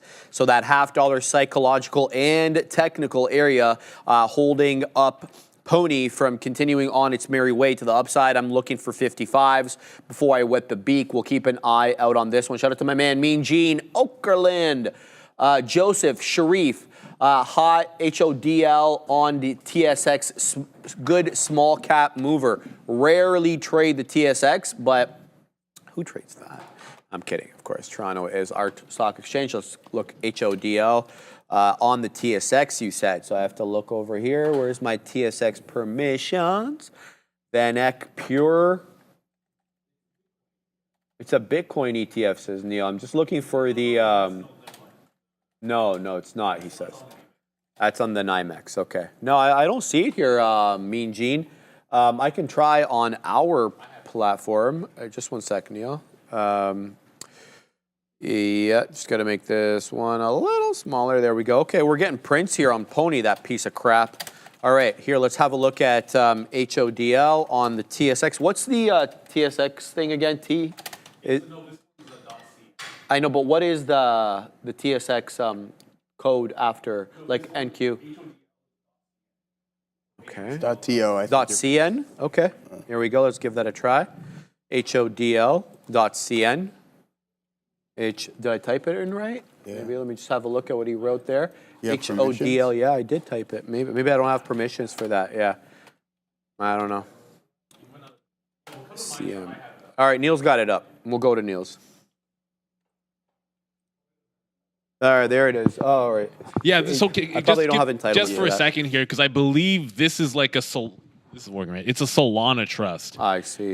This one. It's done 1.7 million in volume, but a lot of that happened right at the open, which is typical for anything that you'll see in Toronto. And good long trend to the upside. But my understanding, and when I looked it up, this is like a Solana trust, so it should track prices you see in Solana, which must be making a little bit of a bounce, contrary to the overall market. But the thing is, much like he's saying a little bit here at Real Trading, everything's entitlement based. So we have a million markets that we can trade, and you might not, there's like 3 or 4 of them in Toronto alone. So you have to make sure you're entitled to each one, and you pay separately for each, whether you look at it or not. I just happen to have all the Toronto entitlements from years ago. But yeah, Solana must be making a power move. HODL is a great name. You would think it would be Bitcoin, but HODL on the Amex, that's what tripped me up. If you go HODL on the NYSE market, that is a Bitcoin trust. So it's a bit different here. It's a Solana one in Canada. Just a bit weird. I like it. Yeah, I see it here. I got it on my platform. So there it is. It's D's. I mean, it doesn't have the most amount of liquidity. But yeah, not a bad look here for Solana. I've always wanted to diversify the crypto game, get one of these lesser known coins, Joseph, and weasel into one of those. You know, it's not bad to diversify. You don't have to. I mean, it doesn't have to be the end all and be all, right? It can be Bitcoin as the number one, but you weasel into a couple I guess of I these. can't say anything. I dabbled in a little XRP. You did, eh? And before I had Dogecoin and Ethereum as well too. Before, so yeah, Doge, eh? Dogecoin. Did you buy any fart coin? No. Oh. Dude. So I told you guys this story before, but I'll go back to it. So my friends and I, we all just pooled in a little bit of money and we bought Dogecoin at it was like 3 or 4 cents, and then we all 4 of us had this crazy ride all the way up to 81 cents. Nice. And it was chaotic. Yeah, it was a lot of fun, but also everybody's hit panic mode. Look, take the money. I'm like, no, we want more money. But we did end up eventually splitting everything at a pretty. I dozed off after you said it wasn't fart coin. Oh, all right. Sorry, bro. That's all right. That's all right. But Trump coin. Hey, Trump coin's moving up. let's get started with but that. Listen, Trump coin's moving up. Yeah. A lot of people in the chat were talking about Trump coin here, so I wanted to see what it was going. So shout out to my boy who bought Trump coin up here at 44 and said that was the next big thing here, Sharif. So shout out to him. Not going to mention any names, but it is what it is. Yeah. Obviously, I'm like, dude, what are you doing? Like, do you truly believe in something you know absolutely nothing about? He's like, yeah, it's the next big thing. And I'm like, all right, don't talk to me anymore, please. They just no, obviously he's one of my best friends. Yeah, but come on, man. Come on. You know, look, I'm just trying to get a quick block. I don't have a problem with Donald Trump. I have a problem with this. I don't like this. Absolutely. This is not a good look for me. It hurts him. Yeah. It hurts the industry. It's a horrible look. Right? It's like, what are you doing, bro? The day before inauguration, and the Melania coin too. This is the exact same thing as buying a Huck to a coin. You know what I mean? Like, if you truly thought that it's the same thing, Sharif. There's no significant meaning to it. Hold on. And then look what happened. Weapon to your head. You're buying Huck Tua or you're buying Trump? You're buying Trump. I'm going Huck Tua, man. You're going Huck Tua? No, yes. I'm probably way to live dangerously, Joseph. Exactly, because you never know what can happen with that one. I'm joking. I'm buying neither. You got to pull the trigger. At the end of the day, I'm not buying either. Pull the trigger. I would rather have none of them, to be honest with you. So, but I mean, if you're buying it at the bottoms, that's not too bad. But if you got in all this exuberant buying right here, then unfortunately for you, that is not a good look. So he got in at I think it wasn't even 44s. It was like 50-something he got it in, and then he didn't take it out or anything along those lines. It might have been 60s he even bought it at, to pour more salt into his wounds. But not a good look. And I'm pretty sure he's bag holding because he knows nothing about stop losses or anything along those lines. So there it goes. Don't do what he's been doing. My cousin. So. I'll never forget my cousin. Do you remember when Forex got popular, like 2017, 2018, 2019? A couple of my buddies started. And then he got one of those alerts, right? Where you get an alert on your phone, buy, and then like the. So anyway, he followed this guy for a long time, and this is why you shouldn't do this. He followed the guy for a long time. The guy made a lot of money. The alerts were good. The first day he decided to actually put money in, put $2,000 without a stop loss. That's what made me laugh. See you later. Is that you said he doesn't know how to use stop loss. Neither did my cousin. All right, and he broke all sorts of electronic equipment in his room. This, Sharif. Yeah, he did. He got rinsed. He got absolutely rinsed. Yeah. So shout out to Yusuf. Absolutely amazing trader. I didn't know about stop losses for the longest time either, and I obviously look how that worked out. So 2018, Mike DeRider. Yeah, I feel like that's when everybody was talking about Forex.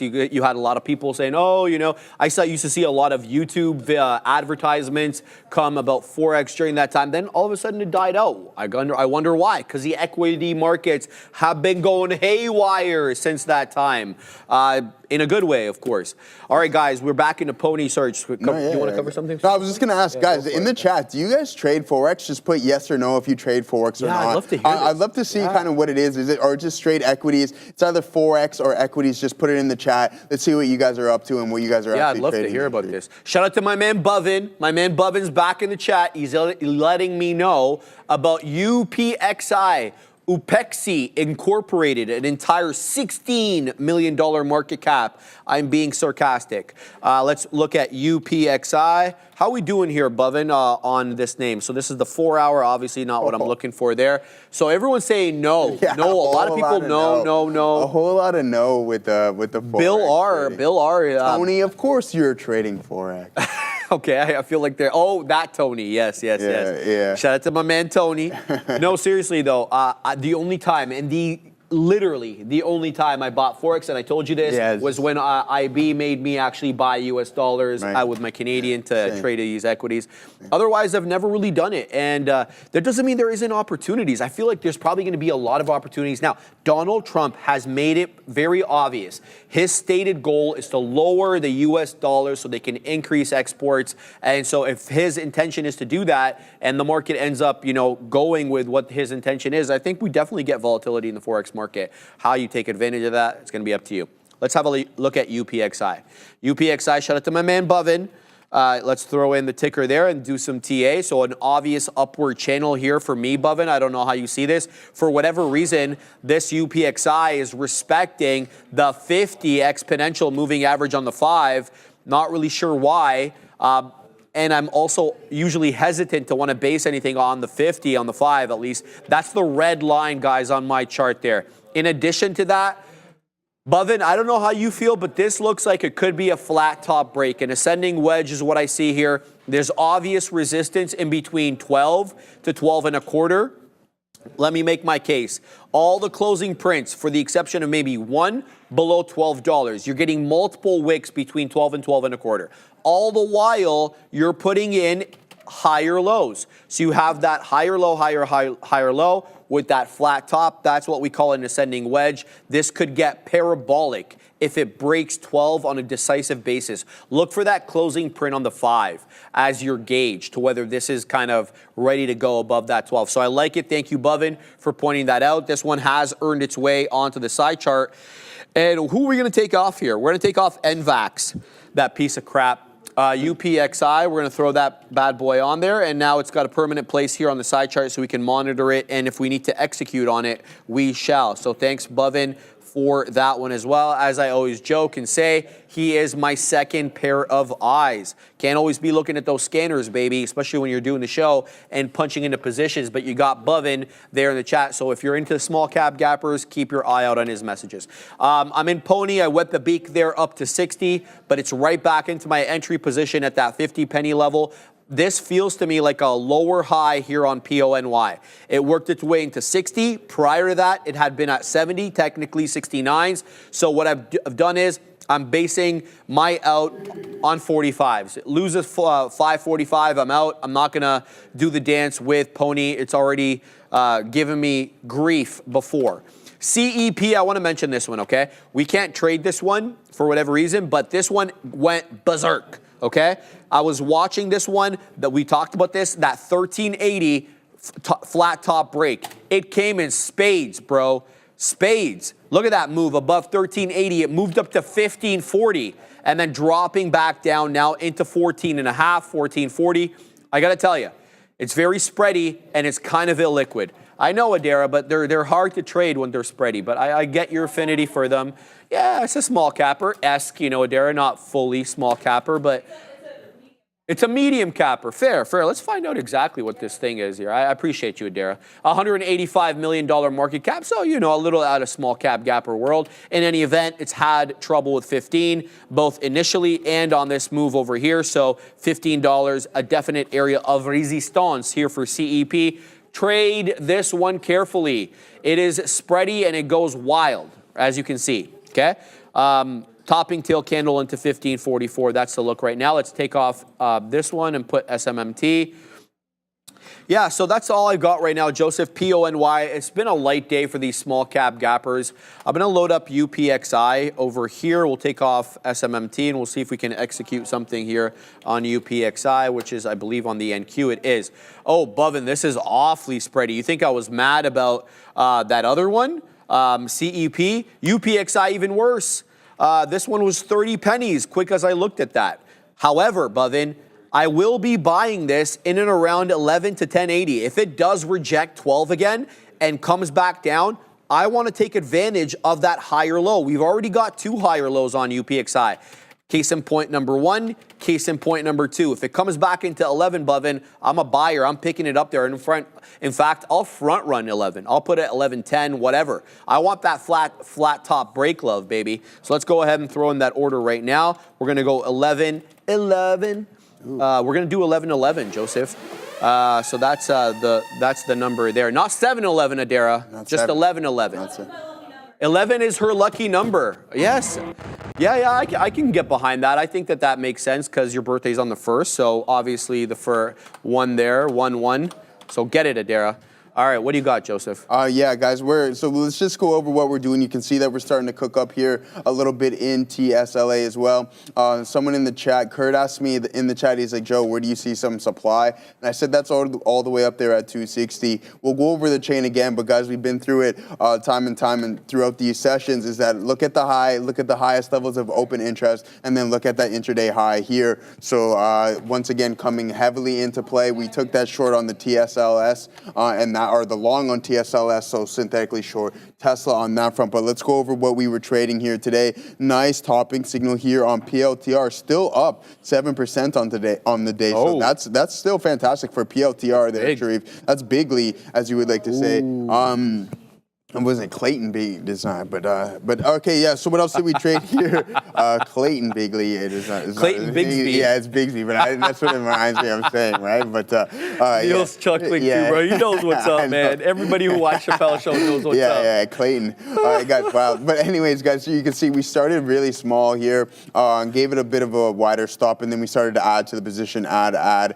So dual add right there, and then we take up 50% all the way up here. We got a dollar move on that one. Really nice move. And then I'm like, why are we stuffing right there? And then eventually I just got out. Again, open interest, Sharif, telling us the market, telling us where we're going to go and where we're going to stop. So there we go, all the way up at 104.70. Are you kidding me, bro? Yeah, right at the top there, man. I took half it off it. Yeah, I took a half of it off right there, just following the chain. And then I had the hopium start to kick in, and then eventually we just got that breakout stop, And then IBIT. Sorry, we're going to go to Adara here, and then there we go. We tried again on IBIT, and this is where I was long. I heard Neil was trying to go long as well too. So what did I do? I pulled up the chain. Where's the highest level of open interest? Where? 53.50s. We couldn't get past that. We break down Adara. Hey. This part of the show is brought to you by our friends at Trade the Pool. With Trade the Pool, you can trade real stocks with massive capital and only put down $47 to get started. Trade the Pool offers 2 ways to get funded, and both give you access to up to $200,000 in company capital. It all depends on your trading style. The Max plan is built to reward consistency with a smooth path to payouts. The Flex plan, though, is designed to fit you when you need more time and flexibility. But whatever path you take, your risk is capped and your opportunity is unlimited. Join TradeThePool.com, scan the QR code, and get 10% off. Back to you. All right, guys, so everybody's like, why is the market tanking? Great question. None of us, again, you got some headline. We had some positive headlines as well, too. But let's zoom out and kind of go to a higher time frame here. And you can see in the post-market yesterday, we got that really nice bump up there on some positive news that the talks are going relatively well. But then here we go. We're just pulling back some of this move. Again, it's not going to be a full V reversal in the market. I think it's going to be more of a slow grind. You're going to get some positive headlines. You inch higher, then something else comes out. You go back a little bit, you retrace about 20, 30%, whatever it may be, another positive headline, and then you can continue to move to the top side. But this is what I'm seeing it as, right? It's just somewhat of a pullback here. You can see we'll put our trend line up. And we have now snapped, well, we haven't quite snapped it yet, to be honest with you. So we have touch 1, touch 2, touch 3, 4. And so let's see if we can hold around that 453.62 level. Again, so until that trend line snaps, this is all I'm looking at as the market is pulling back from some of the moves that we put in last night and this morning. But we're going back to Adair, guys. Here's Nike. Nike is in watch right now because Adidas just reported its earnings over in Europe. So I'm not seeing how any of this compares to estimates, but I'll give you the numbers anyway. Adidas Q1 sales, 6.15 billion euros, operating profit, 610 million euros, operating margin 9.9%, gross margin 52.1%. Nike dropping a little bit here. NKE does tend to move in sympathy with Adidas. We've seen this on earnings before, so just something to be aware of if you are involved in NKE. Adidas just reported earnings over in Europe. Back to you. Fair enough there, Reigns. I agree with you on that front. We were talking about the gap earlier as well, too. And then a lot of individuals say, Joe, take a look at the call wall on the SPY at 545. I love that you're looking at that as well, too. What was our high of the day? Just slightly above that level. And then you can see that there's high levels of open interest. But we're starting to cook it up here again on TSLS as Tesla is continuing to break down here, guys. We took that long on TSLS north of the volume weighted average price. That would be south on Tesla itself. But I want to see what my friend was saying on SPY about that call wall there, because that's exactly what we were looking at, and we talk about it countless times throughout the day, and I want to see if I can confirm what you are seeing. And I mean, yeah, 8,000 contracts on today's expiration cycle. Let's zoom out and go to this week.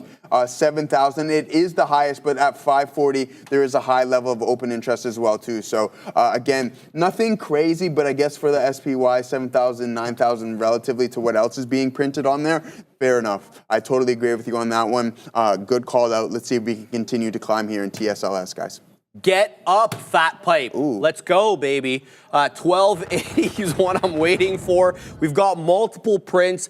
Currently got bottom wick on this, you know what, but we're still dancing around that 80 penny level. For whatever reason, there's a seller at 80. And I'm waiting at 82s. I've gotten 3 beak wetters on this. I've got 3 more. Let's see if fat pipe wants to continue going up to the upside. Currently, it has a $12.99 high day, so essentially a $13 HOD. I'm still waiting for that print at 80s. It's eluding me at the moment. We're going to have to cross a little bit more, and we already did cross, but the spread is prohibitive. Again, 19 pennies, 20 pennies at times, so it's a bit of a tougher look. I'm trying to pack my patience on this one, but I know it can drop in a hurry. Because look at the spread, it's crazy, and it's got no volume at this level. So this one does concern me. Yeah, I know that. I get it. I'm obviously doing it on purpose, all right? But that's neither here nor there. So we'll keep an eye out on this one. It's continuing to show 79s. I'm waiting at 82s. I don't want to move down my orders. I just don't think it's the right thing to do. But we'll see exactly what we get there. This one is respecting, at least for the moment, that is, the 10 exponential moving average on the 1. Now it's tightening up. Now we've got 79s on the ask, 70s on the bid, whereas it was well wider before that. So the spread tightening up, still no prints, eluding me at the moment, still showing me 79s on the ask, nothing printing quite yet, so trying to pack my patience. I did get stopped out for the umpteenth time over here on your friend Pony, but I'm looking at getting back here into AREB. This one is going to be a flat top break. It's just about me packing my patience with this one. It's putting in umpteen amount of higher lows with that flat top at around 350, and I just won't be convinced differently. Okay, I've seen way too many of these to be convinced different. It's about getting in at the right time. I'll submit to you the entry that I have right now, not the best because it's near 350, but I don't mind dollar cost averaging into this, especially since I have conviction now behind the trade. I'm talking about AREB. It's been putting in umpteen amount of higher lows, all the while that $3.50 area has been eluding us as a level of support or resistance. There we go. We got the print at 50s, but that's not really what I want to do. I want to pick up more because I've got baby shares right now, full disclosure. So we're going to wait. We're going to wait down at 33s. Okay. So I'm waiting there to add more. And then I'm going to wait for even that lower. I'm going to wait down at 22s as well. I ride on 22s and I'm going to take 22s long. So that's exactly what we're going to do there. Looking at de-risk a little bit if it does catch a bit. So that's my look right now on that. Let's go back to Fat Pipe. Still showing me 79s. Bro, wake up. You're napping midday. Doesn't work like that. You got to wake up, fat pipe. Let's go. FATN is a ticker I'm talking about. It's up 25 1/3%, very close to the high of day. It's a 12.99 HOD. We're currently, showing 12.79 on the ask, so quite close. Now it's dropping in the 70s, so I got to be careful with that. So that's what I'm looking at right now. We're involved in AREB and FATN, Joseph. Yeah, good look there. So yeah, John F, we'll definitely get into that. Let's go, Pizza Rat. Dude, you're absolutely smashing it. Pizza Rat. Absolutely killing it. So you're going to get the sirens and a bang because you've asked very nicely nice. For those ones. John F in the chat asking a good question as well too. This is the likes of NVIDIA. Okay, so what we want to focus on is the open interest, guys. You can see this here. Look at it on the call side. Look how stacked it is, right? 81,000 at 110, 65,000 at 107, 49 at 105, 77 at 106, etc. Right? You see how large that is? We need absorbed. That's a lot of supply. We need someone to grab all this liquidity. But look at it on the put side, right? It's not even relatively the same. Right? It's not even close. So that's just what I mean by open interest and how it can come in as support and resistance zones. And you can see with that specific underlying asset, we haven't broke through those key levels. And if we did, we've had the inability to hold them. So that's just what I refer to, John F, as like open interest and what I'm looking for. Again, we've seen it with the likes of Tesla as well, too, at 260. And I can go on and on and on about what we're looking for on the open interest and these call and put walls and how they come in as support and resistance zones here in the market. And you just got to abide by those rules. We were talking about IBIT as well, too, here today. But Pizza Rat, almost in the money today. I'm going to go touch grass and do stuff while my play cooks. I'll be watching, brother. All right, Pizza Rat, let's go. What does that mean? He's going to cut his grass? Or he's going to do something else with grass? Oh, maybe. He means that. Sorry, I didn't hear what you said there, Ramin. We're going to Adara. We're going to take a look here at BOIL, B-O-I-L, because that one is bubbling higher. Basically, we have Kazakhstan announcing here that they're committed to constructive work with OPEC Plus in a statement. So some oil-related news here, BOIL, or any oil-related product that you would like to trade. They're all pushing to the upside here. Nice sustained uptrend for these all day as well. Back to you. Thank you, Adara. I just need to cover this. Touch grass means leave the house. Oh, nice. Yeah. Oh, because you're stepping outside? Yeah, there you go. Nice. All right, guys, we're doing it live here on AREB. We just took 59s, Now I'm waiting at 69s. But this is small size. As I mentioned, I'm very interested in picking up more. I'm currently long 44s. I did get out 59s. I want more at 33s and 22s. I perceive this to be an ascending wedge, okay? And these are highly reliable patterns. At least that's been my observation with them in the past, especially with small cap gappers. When you put in those higher lows incrementally and over a wider period of time, I'll submit to you this is as wide as it's going to get because this breakout here was at 955. This is a good pattern. We'll have to wait and see if it manifests that way, but I'm taking it. I'm looking at adding into the position. I'm talking about AREB. I'm waiting at 42s. 33s and then 22s. That's what I'm looking at right now on AREB. Let's keep an eye out on that one. Simultaneously, I'm still in FATN. We're doing well on this one. Oh, UPXI is losing it over here. I got long UPXI. Okay, so this is the level that I wanted on UPXI. So I've got 1111s. It's showing me 11. So anything below 1080, and I'm gone on that one. So let's throw in that order there. Okay, let's see exactly what we can get there. We'll go 69. There we go. And then we're going to have to put beak wetters above our entry. So we'll layer the beak wetters there. And then we'll go 1122s as well. So let's see exactly what situation is on that one. Whoa, baby. Whoa, Nelly. Let's go, AREB. I'm waiting at 69s. 65s coming in here, Joseph. I think this, if we close here, if we close this will be the first time we close above the $0.50. I don't know if we're going to close. We have 5 more minutes on this candle. Seller at 65 of note. 66 is now. Can we continue up? I'm waiting at 69s. I'm talking about AREB. There's someone shorting or selling up a storm at the 2/3 of a dollar. I won't be convinced otherwise. You can see it. 67 is now. Let's go, bro. 68s. Where that 69 at? 69 is always an elusive target. Why is that?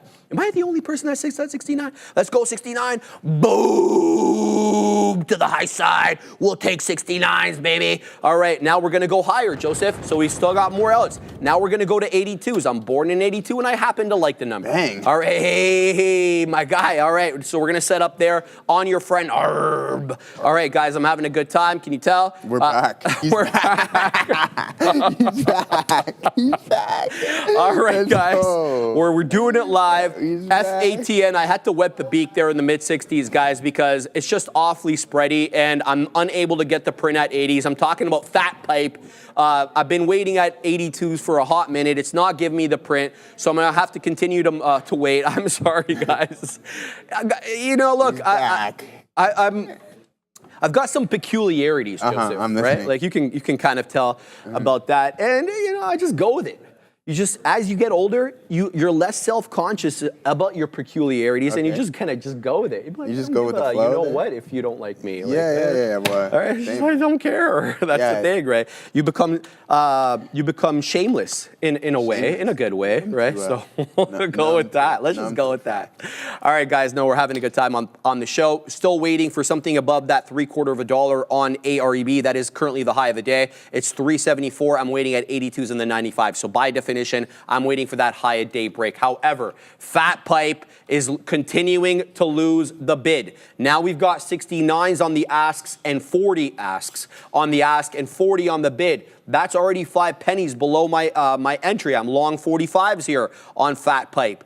It's continuing to kind of hold a little bit above that $0.50, at least on the ask side of things, so we'll pack our patience. Oh, baby, AREB keeps going. Now, it is an 80 high a day. I'm waiting at 82s. Silly me. Should have been waiting at 79s. Let's see if this one wants to keep going. AREB is on one. I think we're going to see $4 on this one maybe soon. We'll have to pack our patience. Again, those orders on the bottom there did not fill, so I'm still with my original order at 44s.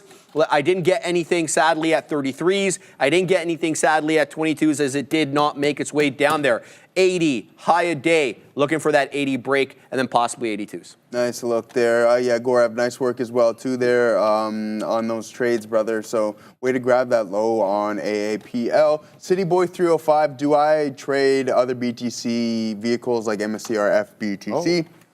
It seemed to be way better. No, I do not. IBIT is, if I'm going to trade anything, it's IBIT, especially from an intraday standpoint. So that is it. Is that a damn at the money printer? Yeah. So yeah, I mean, it's looking good. If Bitcoin's climbing higher, then expect it to move in tandem with that front. But Hood, who's just talking about Hood there? Pardon me? Up to no good. Yeah, up to Hood, up to no good. 2NY. Let's go on Hood. Who said that they were grabbing this thing? I did, Sharif, and I grabbed some in the long term. Grabbed a little bit more down here as well too. But there we go. Yeah, in the long term. So I like Hood just because, I mean, look at this high up to 67, and we're still down about 32% from those all-time highs. I like Robinhood. I think the numbers are absolutely fantastic. I'm looking forward to their Q1 results as well too, if we add into that position or not. But yeah, I really, really like this name. And there's a good pattern here that I like. You can see that we have this liquidity grab, and then we decide to head higher and higher here in this name. So really liking Robinhood. I think it's going to continue to trade higher and higher, because I think just what they got in the pipeline is fantastic. Sharif and I were talking about it. Those AI agent bots and everything. The crypto transactions are just going through the roof. The increase in activity on the platform is just continuously growing year after year, and you can see that reflected in a lot of their earnings reports. So this is a name that I most definitely want to be involved with, because I think more of the younger generation, Sharif, as you mentioned before, is really starting to adapt to Robinhood, regardless with what happened with GME or anything along those lines. I think it's just a popular name like Coinbase, etc., and a lot of traders are funneling to it, and I want to take part in that. So yeah, I think you know, most of the younger traders anyway that experienced that whole thing in 2021, 2022, they know what happened. They know what's going on. They know that the margin. So what's it called? Robinhood doesn't just use. They don't only market make themselves. They use a market maker, and so apparently the market maker shut the door on them, so they had to shut the door on the retail traders as well. So with GME, which was not a good time, right? And I really like what they're doing, dude. I really do like what they're doing. To get a meeting, just to get in the door with Morgan, with JP, with some of the Truist, you know, all the major banks that you and I know that we cover every day. You gotta have big boy money, man. Gotta have big you boy can't money. show up there with less than $500,000. If even that, even if you get a meeting with Exactly, and I like what you're getting at here. Exactly. Well, what Sharif was getting at there is like, okay, with these big names, you need to have some money to get into the door. But at Robinhood, they're like, we don't care if you have $1,000 or $100 million.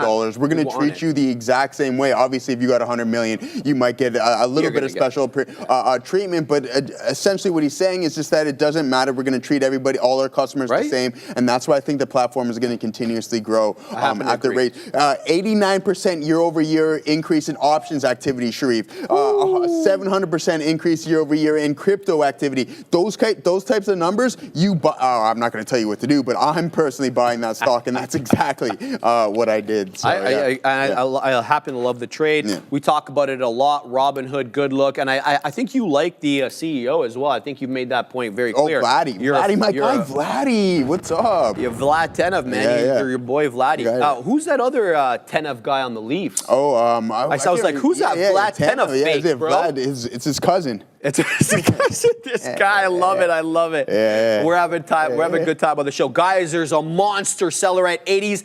He's gone boom. Later, Sharif took him out.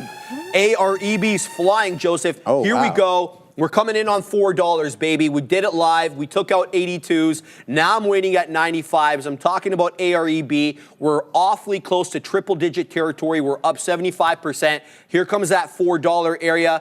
I'm happy with this trade. I'm disappointed that I didn't add more at the third and the quarter of a dollar. You never have enough. You never have the bottom. You never have the top, or you don't have enough shares. You're always complaining as a trader. Get used to it, baby. AREB, decent look here. What's the other one doing? Oh, for goodness sake, fat N. I dropped my order down. Fill it. It's so spready. So I'm going to have to move up my stop now from 12.20 to 12 1/3. And that's exactly what we're going to do there. So we're going to move up the stop into that. And we shall go like that and then cancel the previous area stop. If you allow me a moment on this one. Where's my old fat N stop? There it is. We'll cancel that one. And now we'll lock in some more profits if we can. Still keeping an eye here on AREB as this one is zigging. It's zagging with that level. By the way, guys, I wanted to mention, so I mentioned my winners. I also want to mention my losers. UPXI, I tried to get this one off the 50 exponential on a dip trade. I did it twice. I'm 0 for 2 on it. Every time I seem to get cut up because every time I get in, it seems to pop back up, gets me in, and then it stops me out again. That I'm 0 for 2 on it, not touching it again. Just going to do what actually works. Back to AREB, another high a day. Now it's double eights, $3.88 high day now on AREB. Still unable to breach that 4, and that's what I'm trying to front run right now. I'm waiting at that $4 area. Again, the only reason I'm involved in this and that I kept waxing poetic about it, I've seen this story before. These ascending wedges with the higher lows and the flat top are high probability trades. At least that's been my observation. And here's what I'm saying by that. Like, look at this. Area low, another area low, another area low. Each successive area low higher than its predecessor. All the while, you have that 3.5 blocking you. It's bound to give way, or at least that's been my observation in the past. So we'll pack it. Wow, fat N. Get it, fat pipe. Bang. Boom to the high side. Fat pipe. My guy, Katina man. Yo, here, I had a proposition for you. I'll trade you my beef strogie for your chicken. All right, hold on. Let's talk about this. I don't know what it tastes like, so I gotta get a taste. Yeah. If I happen to like it, you can have my chicken. You're not. Yeah. If I don't like it, there's no way. You're out of luck. Buddy. Yeah, you gotta eat noodles and stuff with it too. I don't mind noodles. You gotta throw in a little carbs here and there. All right. This guy's running 10K every day. I'm telling him, that's next level stuff, bro. Let's pull it up. I believe you. Let's pull it up here, Sharif, on the old fitness But I think app that those 100 push-ups are not going to get you anywhere, bro. You're going to have to step up your game big. Maybe you shouldn't be running 10K. You should be doing 200 push-ups. Who's running 10K? Joseph, every day. That's cap. It's not cap. He's got it locked in the phone. Whoa, my Joseph guy. got offended. He's like, that's not cap. Where's my health app here? But I'm listening to what you have to say about. I think it's just excessive. It's obviously really good, but it's. We're already tapped in here. We're already tapped in. This is north. That's 11K to be exact, That's brother. 5.61K. Average this week. Don't forget, yeah, right? So we got this today. Watch me do it today as well, tomorrow and Friday, and then I'm gonna bring it in on Monday, so you can see this 11 one. But why are you hating on the 100 push-ups, 100 dips? That's not enough, bro. 100 push-ups, 100 dips, 100 leg dips raises. is good. 100 dips is really good. Leg raises. Let me get a piece of that chicken breast. I'm just trying to show because we talked about we have the segment What's for Lunch. Yeah, I don't know about that one. I didn't know about that one. I gotta do my taxes. This guy's I don't know if you guys got to see Joseph's face there when he took a gander at the chicken, bro. Oh my God, we're having a lot of fun here, man. Good. But why don't you think? But I'm doing them like in a consistent cycle. So 10, so 20 push-ups, 20 dips, 20 leg raises times by 5. But that's also after I just ran 5K, hit the outdoor gym, do the 100, and then run back. I think that's amazing. Yeah. Nobody's going to ever complain about that. Yeah. But if you want to win the push-up challenge, How many do you think I need? You need to be smashing like 300, bro. Like I'm smashing 200 minimum. In the mornings. No, distribute them throughout the day. Yeah. Okay. Well, I can hit 200. I've hit 300 in the morning. Yeah. I do them in 35s. I told you that. Do them I in break them in 35s. Yeah, and I'm moving up. So hopefully in the next level, 40s. 40s? Yeah. All right, bang. Started 25s, moved to 30. All right. 35s. All right. Now, we'll see. If I can get to 40, be fantastic. So catch your boy on Lakeshore Monday to Friday on the path. Sharif, and then more motivation because my condo gym is under renovation until May 31st. So I'm going to be going back into my old running days. Going on knee replacement surgery. Hey, dude, I've already had that. So we're just going to run it to the ground until we can't do it anymore. Because that's what we're doing. So, we do it, man. But you got to understand, I was always like a runner, just from a boxing standpoint. Jogging was my muse, and I still continue to like doing that. I just feel at peace, and I love the runner's high as well too. It's just like I have fight scenarios in my head when I'm getting really tired, and then I just end up picking it up, and it's like, I don't know. That's good, bro. Whatever motivates you and gets the engine going. You know what I mean? That's a good look there. All right, guys, we're still holding a piece here on ARB. It went up into 90, but it could cross that 90 area. I'm waiting at 95s. I'm trying to front run 4. Let me tell you something, though. We're going to go to Adair in a second. If AREB takes out 4, I'm punching back in. I'm going to add more shares there. Adair, what's up? Just want to let you guys know we do have a bond auction here coming through. It's a note auction in about 10 minutes. That would be the 5-year note. NASDAQ here making a bit of a double top around this 456.50 area ahead of this 5-year note auction. In terms of other economic data today, there's not a ton. We do have Fed's beige book being released at 2 p.m., not something that is usually market moving. But then we have Fed's Musalam coming through at 2:45. Again, not a Fed that we hear talk a lot. Then at 5 p.m. after the market close, we will get Trump signing some more executive orders. So a couple things to be aware of as we head into the rest of what has been a very, very eventful trading day. Back to you. Oh, man, Donald. Volodymyr. Yeah, here. I hear some people, I see somebody in the chat. What do you use for your fitness app? Just the regular fitness app? Yeah. Okay. So we're going to do a little comp here, Joseph. All right. So pull it up when you get a second. Hold on. Because I had a record month last month. March was my best month in the history of months. March was? Yeah. I broke a record. Well, my record. On what, though? Calories burned and exercise minutes. Exercise minutes. Yeah, so let's pull that bad boy up there. But again, this is a new phone. Matter. It's a new phone. This guy's making excuses doing it live. I'm not. I almost printed 28,000 calories, 27 in the month of March 2025. Okay, how do I pull that up there? How do I pull that up there? Go into the fitness app and then move down into your sessions. Where is that at? No, why don't you have it there, bro? You got to set it up, my boy. All right, so we need to set this bad boy up. Edit summary. There we go. Add. And we're doing it live here on the show, baby. Where is it at? Joseph Trends. Bro, what is all this? Okay, we'll do it after. We'll do it after. We'll do it live after. We'll do it live after. Okay, so to the individual in the chat who said, what is 10 kilometers, about 3 miles? No, my friend, to be exact, it is 6.2 miles. So, Bro, I told you The metric system is just too advanced for Americans. They can't handle it, bro. They can't handle it, man. I mean, you just gotta let that go. Yeah, I'm getting that weighted vest, Sam. I'm 1,000 getting the plate carrier. I've always wanted one. I'm getting the plate carrier. I'm gonna look so sick on the path in the summer with the tan plate carrier too. Oh man. Plate carrier. You just need to get that weighted vest. That weighted vest will get you. Yeah, but it looks like the plate carrier looks way cooler. Yeah, the ones that they use, the Rogue one that they use on the CrossFit games there. It looks, You notice that High Rock's completely eating CrossFit's lunch lately? High Rock? Everything is High Rocks. I've never heard of High Rock. Brendo's gym got a High Rocks. It's like very similar, high intensity kind of training. Oh, yeah? Just completely usurping all of CrossFit's like kind of, hit. I wish Netflix dropped some more of those some more of those CrossFit games that documentaries. They're on Netflix? Yeah, they're. I don't know if they're on them anymore. I didn't know that. But you didn't do the Open, did you? Brian Denali, see you later. High Rocks, Neil. No, I don't do any High Rocks. See you later there, Brian Denali. What happened? We don't got to talk. What's wrong with Brian? Let's have a little fun with Brian. No, that's it. We're not going to give any attention to that stuff. See you later. Have fun with these guys. Yeah. Oh, come on, Brian. What's going on there? Why is he so upset? Oh, Brian. Yeah, Brian, That's not. You don't want to say that kind of stuff, Brian. Yeah, later. You're better than that, Brian. Come on now.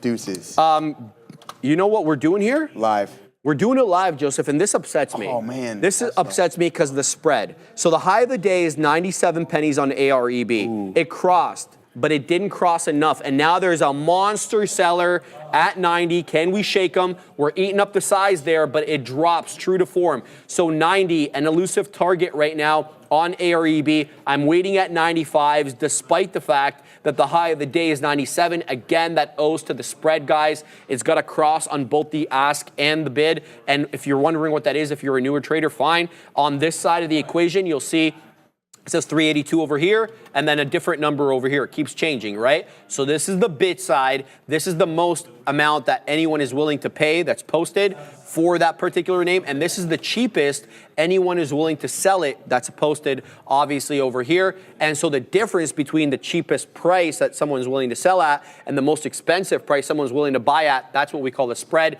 And it has to cross from the buy side for me to get printed for a long, or it has to cross from the sell side for me to get printed as a short. So that's exactly what I'm talking about there. So spread will get you in trouble sometimes, even though it may look like superficially it crossed your order. It didn't actually IRL. So just want to mention that. So we'll continue to wait on this one. Fat Pipe continues to defend $13 right now. So we're all done our trade here on Fat N.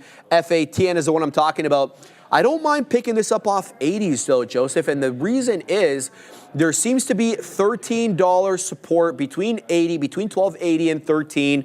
And it's holding up there. So maybe getting into Fat Pipe over here. However, let me tell you the truth. 99 times out of 100, I don't punch long into Fat Pipe over here because the volume was just not sufficient.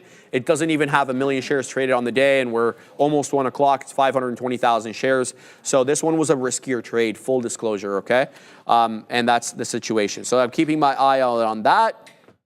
And that's the only thing that I was going to mention. I want to show High Rocks over here because Neil was asking about it, so I want to kind of pull it up if I can. High Rocks.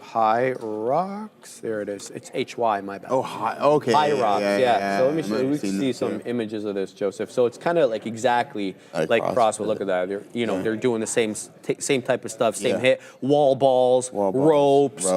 What's this thing called again? Oh, the ski. You know what I'm talking about? The ski one. They're rowing up a storm. It's very similar to CrossFit, but I don't think they have the same kind of cult mentality where like they do the open, then there's the CrossFit games and stuff. But I'm all about this life, bro. This you get crazy runner's high from doing this stuff. Mad, too. You know what I mean? Mad. So I'm all about that life, and this increases your longevity, big boy time. So that's what High Rocks is. Anyway, so Brendo's gym, they got like an entire High Rocks area. Right? And that's what I was telling you about. Yeah. Where's Brendo? Okay, so I think they're doing that at Altea. That's where Brendo goes. Oh, Brendo! Watch out, Brendo! I'm gonna come. That's funny. Fat Profit says Mean Gene Okerlund, my man. Wow, Tesla. Hey, yeah, Tesla's going, eh? Wow, What's going on? The market's recovering a little bit here, eh? Yeah, here we go. Flat top break possibly on Apple at 204.50. Let's load up the dead one Apple and have a look over here. There's been a lot of selling on AAPL at 204.50. That's once, twice, OB thrice, and here we go again. So 204.50. Looks like it could be an ascending wedge here on the dead one Apple. And you can see it a little bit clearer if you look at the one. Look at how many rejections at that 204.50 all the while you're putting in those higher lows. So let's see if it can work its way back possibly into the volume weighted average price. I'm talking about AAPL, but you're getting a good market move on not just on Apple, on many other Mag 7 names. So let's go ahead and look at the Mag 7. We haven't said a word about them today. Let's do that right now. So what's the situation here? Let's zoom out. Tesla's recovering bigly over here. Beautiful recovery here for Tesla. Tesla's like $4 off the high.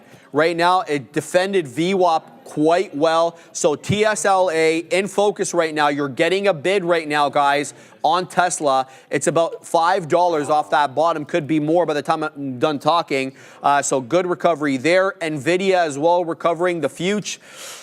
Look, we're still about, where are we? How many points below here? About 200 points lower than the high of the day on the future, but you have Softy recovering. They're all kind of curling here, but I would say that Tesla looks like the best of the bunch. Are we going out, DJT is absolutely breaking out. Okay, so let's have a look at DJT. We're just going to look at DJT first. DJT, what's happening here with Donald? Big boy break, 11.5%. We just took out $26, guys. Keep your eye out for DJT. It's doing volume, 9 million shares, Joseph. Good call on that. Adara, what's going on up there? What's going on here is, we do have that 5-year note auction that's going to be coming through here in about 2 minutes. Apparently, the Fed has bid for 5-year notes totaling $4.8 billion from what I'm seeing here. So that is the value from what I'm seeing of the auction. Previous high yield print, 4.1%. Just 2 minutes till that comes out. But usually it actually takes a while for these numbers to populate for the 5-year note auction. I'll let you know when I see them. But it is usually about a couple minutes after the auction is slated to take place that we actually see the numbers populate. Furthermore, Tesla really strong here. So about, looks like 30 minutes ago on X, we did have the official Tesla X account, or their Tesla AI X account, posting that their full self-drive supervised ride-hailing services is now available live for an early set of employees in Austin and San Francisco. They've apparently already completed over 1,500 trips with 15,000 miles of driving. So this post, again, from Tesla touting their FSD work for a couple of different cities. That was 30 minutes ago, but this post was just circulated around X again right now. So again, repost of this post initially by Tesla AI talking about their FSD supervised, getting a little bit of a test run here. Back to you. You have a lot of prints there on your screen, Adara. I didn't notice you had so many executions on your screen there. Yeah, I know it's not you.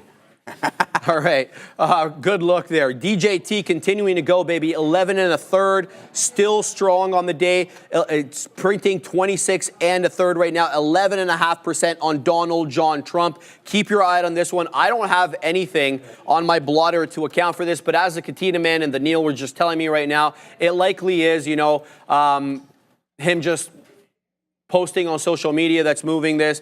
I see that he's posting some stuff about the Ukraine war and Zelensky. He's calling out Zelensky again. He's displeased with Zelensky. So we're going to have to see what effect that has on the market at all. I don't know if that has much of an effect these days, but we'll keep an eye on that. I think China probably a bit more of a market mover than the Ukraine war. This thing is continuing to go. I'm going long. All right, here we go. So we're long 41s. Let's go ahead and see if we can continue up here. Screen, not mine. Yeah.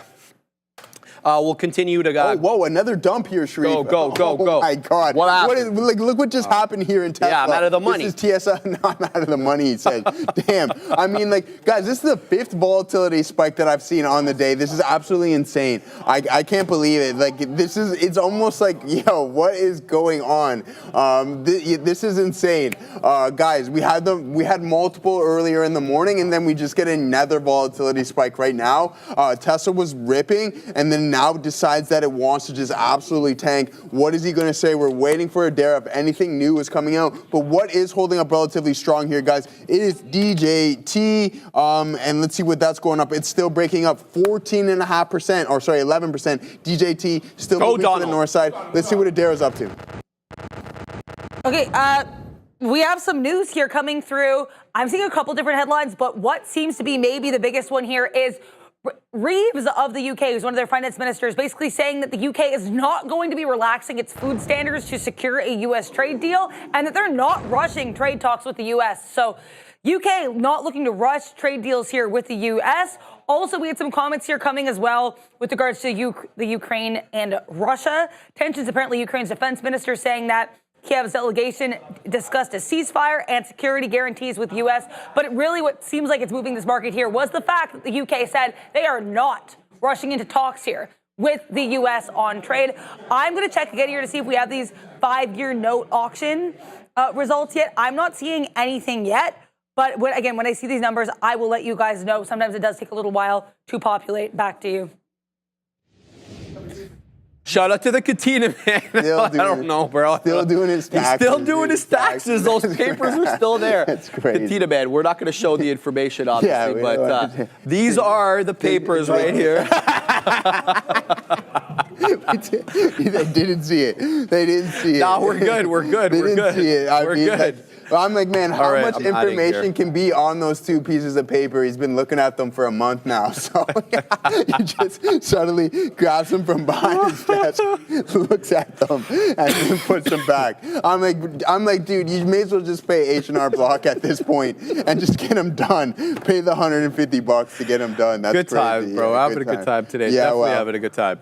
All right, guys, here we're doing it live, baby. We took a beak wetter there at the $0.50 on your friend Donald, but we're break even on the rest. And now I added here into AREB. Let me explain why I added. How many times did I say to you guys this, I feel, was a flat top breakthrough 3.5, right? We had that ascending wedge with that flat top. So look, this one cleared it. It went all the way to 4. So it came back down into 3.5, and I'm looking at adding into 3.5. So I added at 3, low 60s. I'm definitely interested in adding in the low 50s, but that's as good as it's going to get for this one. If it drops below 50, we're out of this trade. So I'm looking at adding here to defend that $0.50, but if it loses that $0.50 area, gonzino. Keeping an eye on Donald. Donald's unable to take out 26.5 right now. So anything below 20s, I'm out of Donald. DJT is what I'm talking about. We already took a bit of a beak wetter. I've got 2 more outs on this left, and we'll see if this one wants to print me to the high side or stop me out. Back to AREB over here, looking for this one to defend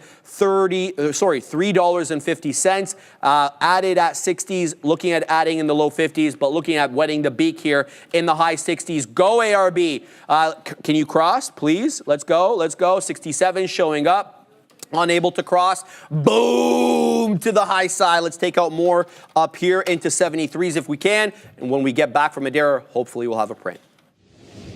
What I have here right now is this 5-year note auction. So the high yield actually came in here at 3.995% versus the previous print of 4.1%. Again, we got the note auction.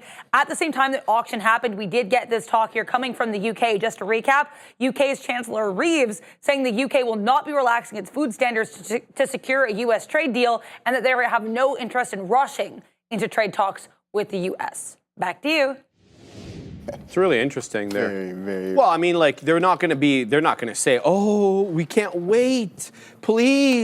Please accept a deal with us. I mean, like, what kind of negotiating hand would they have? They have to say, oh, they act detached and disinterested, you know what I mean? Mm-hmm. Strengthen the negotiating hand a little bit there, Joseph. Exactly, because I don't know if Donald's hit panic mode, but he's probably definitely like, ooh, okay, this maybe hasn't gone 100% to plan, considering what we've seen reflected in the market. But yeah, we'll see what's going on with that. Sharif. Yes, sir. Number 84, my friend. Number that's 80. Bigley. It's Clayton Bigley for sure, brother. 84 today. 84. I love it. Ready to go? Yeah, we're going short, by the way. We're going short? Yeah. Oh, then I can't tell you the number then, bro. I'm just showing 538.39. 538? 39. 39. We like And it. we're taking profits, Joseph, at 536.39. 36. 536. 39. And then we'll get stopped out 539.39. 539. 39. There we go. Number 84 I like it. There, guys. I think that was my guy, Alexander Magilny. Shout out to Alex Magilny. I have shout his out to jersey. Mr. Alex 84. It was 89, right? Yeah. Oh, the so we're not quite there yet. We weren't. This is 89. I was wrong on that one. But there we go. I was just trying to hype it up. You know what I mean? 81. Oh, it was Lindros, no? No, Lindros was 88. Yeah, it was 88. 81. Oh, hold on, 81. Come on. Nick Antropov, right? Ponikarovsky. No. Phil Kessel. Wow. Oh, that was Phil closer. The Thrill. You're right. Wow, I totally forgot. I went too far ahead. Was he 94? There we go. I forgot about Phil. Hot Dog Phil. Antropov was huge, bro. Yeah, I remember that guy lumbering down the ice. Wow. All right, Adara, you got some love here in the chat. JCB Sports, $25, Adara. Adara, another win thanks to you calling out ARB this morning. Beers on me. Whoa. Fun watching it with ya, Sharif. You get the credit, Adara. So we're going to give a round of applause there. Shout out to my man, JCB Sports, printed up a storm of prints. Yeah, storm of prints, sorry. I didn't mean to ruin that excitement there for you. So shout out to JCB Sports, dropping the cash, thanking Adara. We're going to thank you right back at you. Shout out to you, my man. Thank you for that kind statement. And thanks for the super chat. All right, guys, let's have a look at the screen. AREB continuing to kind of hold up above there. I've got multiple out so far in the low 70s. Anything, as I mentioned, below 50s. And I'm Gonzino on this one. Let's go ahead and put our money where the mouth is right there. So yes, I did give it to below 50. So that's fine there. Now we're getting yet another print here on DJT as it's continuing to hang out at highs. So I did add a little bit on that micro pullback with the beak at 40s. We've got 35s on. I'm still waiting at 50s, but this one looks like it might not have that aggressive move that we've seen DJT have in the past. So if that's the case, anything, as I mentioned, below 20s, and that gets me out of the trade, but looking to extract some profits here, Joseph. Yeah, there we go. Pizza Rat, nice work there, my friend. I got one for you, Katina, man. 43. Who was 43? Uh-oh. Yeah. Yeah, on the Leafs. 43. No? 43. Nazem Kadri, my boy. As soon as he left, bang, wins the cup in Colorado there. So there we go, a Toronto native too. Come on, come on, Katina man, 43. Everybody loved Naz. But yeah, Katina man doesn't believe. He's a trust but verify kind of guy. Yeah, right? verify that. We're gonna verify that for sure. But what is absolutely verified is my guy Pizza Rat. Absolutely smashing this this Bitcoin trade here. We're back towards the opening price here, guys. That's going to be putting us right around that 53.45, and we're tapping right into those key levels right now. So there we go. Nice look there. Nice V-shaped recovery. What a bottoming signal when I pulled this up on the 5-minute. Wow, Mean Gene, that is crazy. Kadri was trash is absolutely insane. I can't believe you said that. You're lucky I like you. Otherwise, I might have to put you on type. Oh. That one. I'm only playing. But here we go, guys. Nice look here on IBIT. Right back to that opening price, and then NVDA now starting to climb back towards or north of the volume weighted average price. Are we going to break out here and run through some of these key resistance zones here? So bang, let's see if we can get this ball rolling here on NVDA and IBIT. I don't need them. I would love if these guys continued to move higher and we crack into 105 here in NVDA. It's looking like we might, but that volume is awfully low, guys, so keep that in mind. We always need to monitor the volume by time profile, and if we're going to continue to rise higher, we're going to need to punch through it because we know that we have a lot of overhead resistance here in NVDA, so keep an eye out on this one. Let's see if we can break out. All right, guys, there's a new small cap gapper that's going buck wild over here. It's been doing it for a minute. I seen you guys yell at me in the chat, but I had to manage the other ones. EPWK. It's up 57%. It's a trade de novo, which is Latin for a new trade. This one started moving around 12:30, so the better part of half an hour now. And I like these ones because they didn't have their best part, the best trade, I should say, in the pre-market. They're like fresh meat, so to speak, okay? Now it's coming back down into that $8 area, and I'm gonna pick it up at around $8. So let's go ahead and wait at 8.11s, so to speak, in and around there. The reason I'm putting it at 8.11, I'm looking, number one, to pick it up in front of the whole dollar, looking for the whole dollar to be psychological support number 2. That is a little bit above the prior bar low. So if I'm going to get this one in a pullback, I'd like to pick it up in and around there. Now, mind you, the 10 exponential on the 5-minute chart on EPWK is around 760 or high 750s. So this is risky over here. So if it loses 8, if I get filled at 811 and it loses 8 by like 10 pennies, I'll give it to maybe 780s. I'm out. I'll be looking to get back in at the 10 exponential at around, as I mentioned, 760, 758, something like that. So EPWK doing its thing, 25 over here. Let's see if it continues to go. And if it makes another candle, oh, here we go. It looks like it's going to go. All right, so let's see if we can weasel in a little bit over here. Now, what do we get? We got 73, so let's go ahead and wait at 82s up here.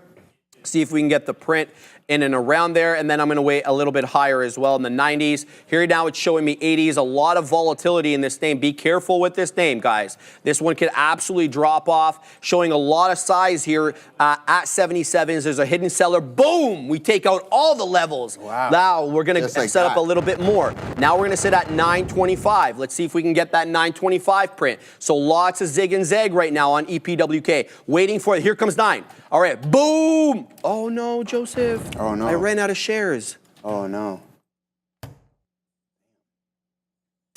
Adara, what's going on? I just want to share this. We have basically, I'm seeing this recirculate on X right now, but about 55 minutes ago, it is worth noting we had the Chinese embassy in the U.S. posting a statement from an official in China. And I think basically what happened here is this statement, again, from 55 minutes ago, but I think it's worth noting regardless, these Chinese official basically saying, quote, our doors are open if the U.S. wants to talk. If a negotiated situation is truly what the U.S. wants, it should stop threatening and blackmailing China and seek dialogue based on equality, respect, and mutual benefit. To keep asking for a deal while exerting extreme pressure is not the right way to deal with China and simply will not work. So China laying the groundwork here, I guess, for their terms with regards to a negotiation. Again, this is not a new post, but it's being circulated now, and I do think it is worth talking about given the focus on China and tariffs recently, and especially this session. Back to you. Thank you for that, Adara. Yeah, I was just reading a headline there on one of the news networks. It's like the top retail CEOs are warning that Trump's tariffs could lead to empty shelves. I don't know about that one, but we'll have to wait and see what the situation is. Obviously, Donald had the CEOs of Walmart, Target, who else? Somebody else was there. I'm just forgetting Walmart, Target, somebody else. Okay, and I don't think it was Costco, Katina, man, but he did have somebody else there. And the point was to speak to them about the possible headwinds caused by tariffs. Obviously, these guys are retail. A lot of products we have to assume come from China. What really caught my attention yesterday, though, was the exposure or lack thereof, I should say, of Walmart to China. What? 60 some odd % of their products, Katina, man, and Joe, like are not made in China? I wouldn't have guessed that. Yeah. I would have definitely guessed that they come from China, but I was wrong. So it looks like Walmart knows what they're doing there, so we'll keep an eye out on that. Obviously, Walmart had a fantastic 2024, in case you didn't know. They split. They almost tripled in value, I think from the area where I picked them up at. So good luck there for Walmart. Oh, you grabbed some Walmart? I grabbed it in 21, and I broke even on it. So the stock father, one of the guests that used to come on here back when I first started watching, his name was Mark Roberts. You know, we lovingly called him the stock father. He advised 3 different trades when the inflation started going up in 21, early 22. Walmart, Albertsons, and Costco. I bought all 3. I made a lot of money on Albertsons and Walmart.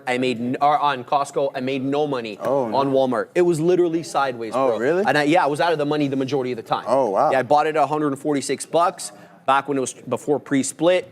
And I broke even on it. And I had to wait, bro, for it to come back. Oh, like, really? I mean, yeah, it was one of those ones where I had to nurse. Costco killed it on. Albertsons killed it on. And those were his inflation plays. So, I always good plays. remember that with a good sense of, Yeah, I'm happy. Obviously, I made money on it. Jamlocky, Home Depot and Lowe's. Thank you, Jamlocky. I appreciate you, man. Yeah, that was slipping my mind there. Certainly Home Depot. And the Lowe's guy apparently was not as receptive to what Donald has to say as the other three, if you believe those reports. So, interesting look. Oh, here we go again with EPWK. Let's see if it gets a micro pullback over here.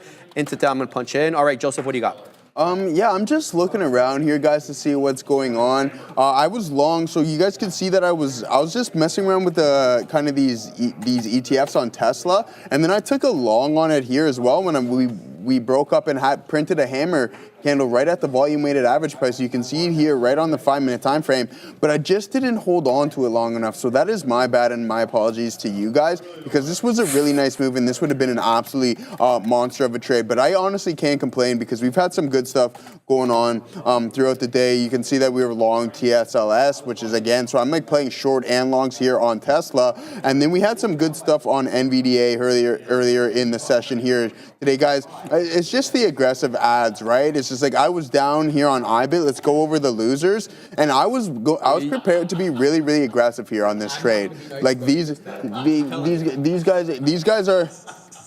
These guys are, I was saying, these guys, this is what I was looking at. And like when I meant I was like willing to risk everything here, that's exactly what I wanted to do. So, but it didn't work out and we got stopped out. But again, we just punched heavier and then eventually turned the day around after this IBIT trade because I was looking for that break of the high. But then look at this consolidation phase right here, guys. You can see it right at 53.45. And I'm like, what is going on here? What is up? And then sure enough, Sharif, you know where I'm leading with this one. We pull up the options chain and see what was going on. And the answer lied right there. So again, I'm absolutely loving this tool and I'm loving sharing it up with you guys as well. I started to notice people in the chats are using it, so continue to do so because these levels are coming really, really well into play. And I think it might come into effect again here on NVDA because we just have too much overhead resistance and the orders are just absolutely stacked all the way through like 104 to 110. So it's just hard to get that. Exactly, Pizza Rat, just hit harder, right? So when it get hit harder, and that's exactly what we did right here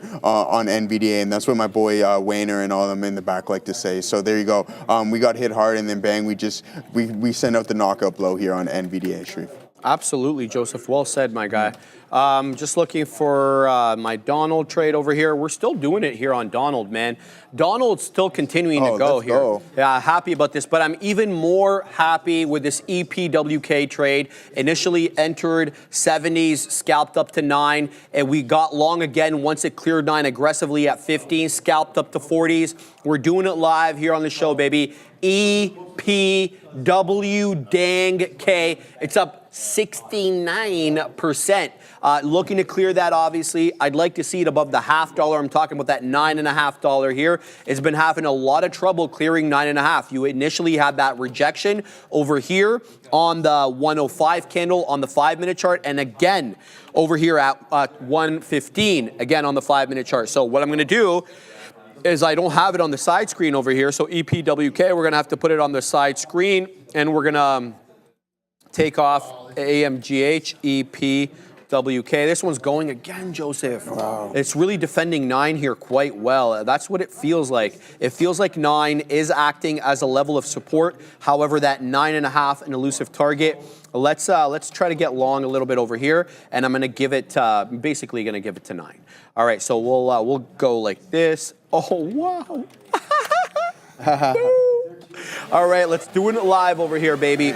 All right, so we just took out some more there on EPWK. Let's get back in. So we'll keep scalping, we'll keep entering, keep scalping on this one. It's defending 9, it's putting in higher lows, 70% now. And every time I look, Adara calls this the bid creep or the ask creep. Every time you look at the bid, it's a skosh higher than what it was before. So keep your eye out on that one. I like that $9 level. If it can hold, that will be awfully bullish at this level over here. So let's go long again. Let's give this one the old college try. We're long. There we go. And we'll put 32s. Bang. Already taking out levels, bro. Already. Here we go. 40s again. We'll take that one out there. We're long 23s. We're doing it live. Anything below 20, I'm gone. It's going to have to continue. Now I'm going to front run that $0.50. I'm going to wait at 47. We'll flatten out there for a little bit of a loser on the last little amount. Where do we get out? We got out 10s. Okay, not bad. Not bad. Not bad loss there. I don't mind adding into this one, though. It's defending 9 again, so maybe we can get back in. We still have a higher low on this candle. It's exactly what I'm going to do. I didn't get in. So that's the kind of speed that you have to work at, guys. Like, look at that. I mean, I didn't even get in on that. So canceling the order, no longer valid. Keeping my eye here on EPWK, defending 9 awfully well, but not really sure how I can't hear you. How to continue with this. Keeping an eye simultaneously on DJT. It's been hanging out at the $0.50. We're 25 pennies in the money almost. A little bit less. Are you talking to me? A little bit less. Are you, everything good, Fabian? Yeah, okay, cool. All right. What's that? Oh, okay. Okay, so EPWK continuing to defend 9, guys. Still keeping my eye on this. Sorry, just had some technical difficulties. I do apologize about that. All right, guys, now it's losing 9. Now it's losing 9, so let's keep an eye out on this one. Does it hold 9 here? It still has a higher low. That's the thing. It still has the prior bar low is not 877. So unless we drop below 877, I think this trade is valid. It's still zigging and zagging with 9 right now, but not really clearing it with any gusto. So let's see if we can weasel into this one. Are we back in? No, we're not back in, Joseph. The spread is opening up now. So that's no good. That's not no good. Let's keep an eye out on this one. What do you got? All right, Sharif, check this out here, What do you got, bro? Oh. In sports playing, flexibility is everything, right? At ProfitX, you can see the order book just like a financial exchange. Pick your spot and customize the odds to fit your risk. Why settle for a single offered price when you can set your own? Plus, our own mobile interface makes it easy to play on the go. ProfitX, where you can call the shots anytime, anywhere. Users can use code TraderTV to get our sign-up offer of 2% cash back of up to 300 big ones there, guys. So there you go. Go check out ProfitX. Put those lines in. And I think, see, the thing is here, guys, if the Leafs take one game in Ottawa, then it's a absolute wrap. I don't know why the 7-minute timer is up there, but that's okay. So there, go check out ProfitX, guys. Okay, so Natalie in the chat was asking a question. I want to bring up this prime example. We're going to zoom in on the time frames as well, too, just to do it exactly for you, all right? So this is what I was looking at here earlier in the morning. You can see that we have this definitive resistance zone. Why are we not cracking through 53.44, Natalie? Natalia, sorry. I hope that you're paying attention right now. Why are we not cracking through 53.44? Why, you may ask? Look, relative to all the other open interests, you see the open interest column, look how significant it is to the call side. So what is that telling us? Okay, so if there is individuals or traders that are long these calls, there's going to be an opposite party that's short. The chances are it's the market maker. The market maker doesn't want its short calls to close in the money. So what does it do? It starts rejecting and hedging against this position, adding more downside pressure. 20 right here at 53, 20,000 open contracts at 53, and 23,000 at 53.50. And then here you see that displayed that we could not crack 53.50. So what essentially the system is look for high levels of open interest and use them as support levels. Now let's fast forward 2.5 hours later or 4 hours later here, guys. And you can see we still cannot crack 53.46 is the high here. Bitcoin can't go that high. Too much supply on these levels. We couldn't grab enough demand through here to break through this 53.40, and that's exactly why we refer to the open interest on some of these underlying assets and high levels of support and resistance zones there. Sharif, tell them what you got going on. Oh, bro, this is a banger, bro. It's a banger. We got the dip. I literally got bottom wick right now on EPWK, and we took it all the way up to 9.5s, man. I'm really happy with this trade. I didn't let this one off the hook. I kept trading it aggressively on the dips. It's continuing to go, guys. It's a $9.99 high a day right now. It's essentially a $10 HOD. This one is on when the volume is continuing to increase. Have a look at that volume bar on the bottom of your charts, guys. It's going up and to the right, not down and to the right. And most of those volume bars are greenery, baby. Ooh. So E, P, W, dang K. is the gift that keeps on giving. It's going to give you another high day here soon if it can. $9.99 HOD. It just wicked into $9.99 again. It's up 82%. We were yelling about this one in the 40s or whatever. So it's already doubled what we already saw it at initially. So beautiful look. Shout out to the chat. You guys brought this one to my attention. It's really hard to keep my eye up on the scanner, the side charts, the chat, the execution, the level 2, the time of sales. You get it. It's a difficult job. So when you guys help out, I really do appreciate it. Bring these to my attention. EPWK on one right now. Very aggressive, very up and to the right, very respectful of the micro pullback sort of technique we've been waxing poetic about for a long time. Again, if you haven't been here for a while and watch me trade these small cap gappers, what I mean by that is when you get aggressive moves like this, okay, look, let's just take this volume bar, or sorry, this price bar over here from 750 all the way up into 840. It didn't open up at 750 and then closed at 740 and then just hung out for 5 minutes. No, it was like up and down, up and down. So the point is to wait for it until it comes down to the lower and punch in because it's already breaking out. It's showing you its propensity to break out. And you can also see it through the tape teleportation on the time and sales. When things start moving super fast like this, you know there's a lot of participation. So take the shot, take advantage of that liquidity and punch in on the micro pullbacks, and that's what we did here. So good luck, EPWK, 80%. We're still holding a piece here of Donald John Trump, but it does not want to clear that 50 penny area, Joseph, and now it is on the way down. So keeping an eye on that. Guys, we're still holding a piece here on EPWK. We got 894s. This thing is at almost $10. We didn't even do this, bro. Oh, no way you didn't hit me. You hit that? I did, bro. I can't come this time, brother. I gotta chill out. I told you I'm not indulging in any of that activity. Well, you can stop running 10K a day. Maybe you can come into the club a little bit over here. Get it, Adara. I know. Keep an eye on MSFT. We do have OpenAI reportedly projecting $174 billion in revenue in 2030, according to the information. So again, the information reporting that OpenAI, which Microsoft is heavily invested in, is projecting $174 billion in revenue for 2030. Back to the Bash Brothers. I appreciate that, Adara. Shout out to the, yep. Joseph, I think we're going to, should we take it out here? I think this would be a paper-handed trade. Don't you think so? Pull it up here. Pull it up on the big screen here, guys. All right, so we're long 94s, Joseph. Long 94s? Right now, we got a $9.99 high a day. Yeah. Should we wait for that $10 break? Be that guy. Or stop out? No, be that guy. Yeah. So either a 10 break or a stop out. 10 break, that's it, baby. But theoretically, you can stop me out because it can drop into my I can't let this one go to either or, right? Either just let it stop you out at your break eve. So here's the deal. Okay, what is it? We're going to go at 10.25. Bang. 10.25, that's the profit taker, and we're going to go 8.88 stop loss, all right? 8.88 stop loss. We'll give it down to 75 just in case it wants to get crazy, and what we'll do is we'll cancel the old one. All right. So we got one there. It's no longer valid. We'll take that off. Slater. And here's the deal. It's still zigging and zagging. Still current candle high or low. But here's the deal, guys. This current 5-minute candle now has a lower high.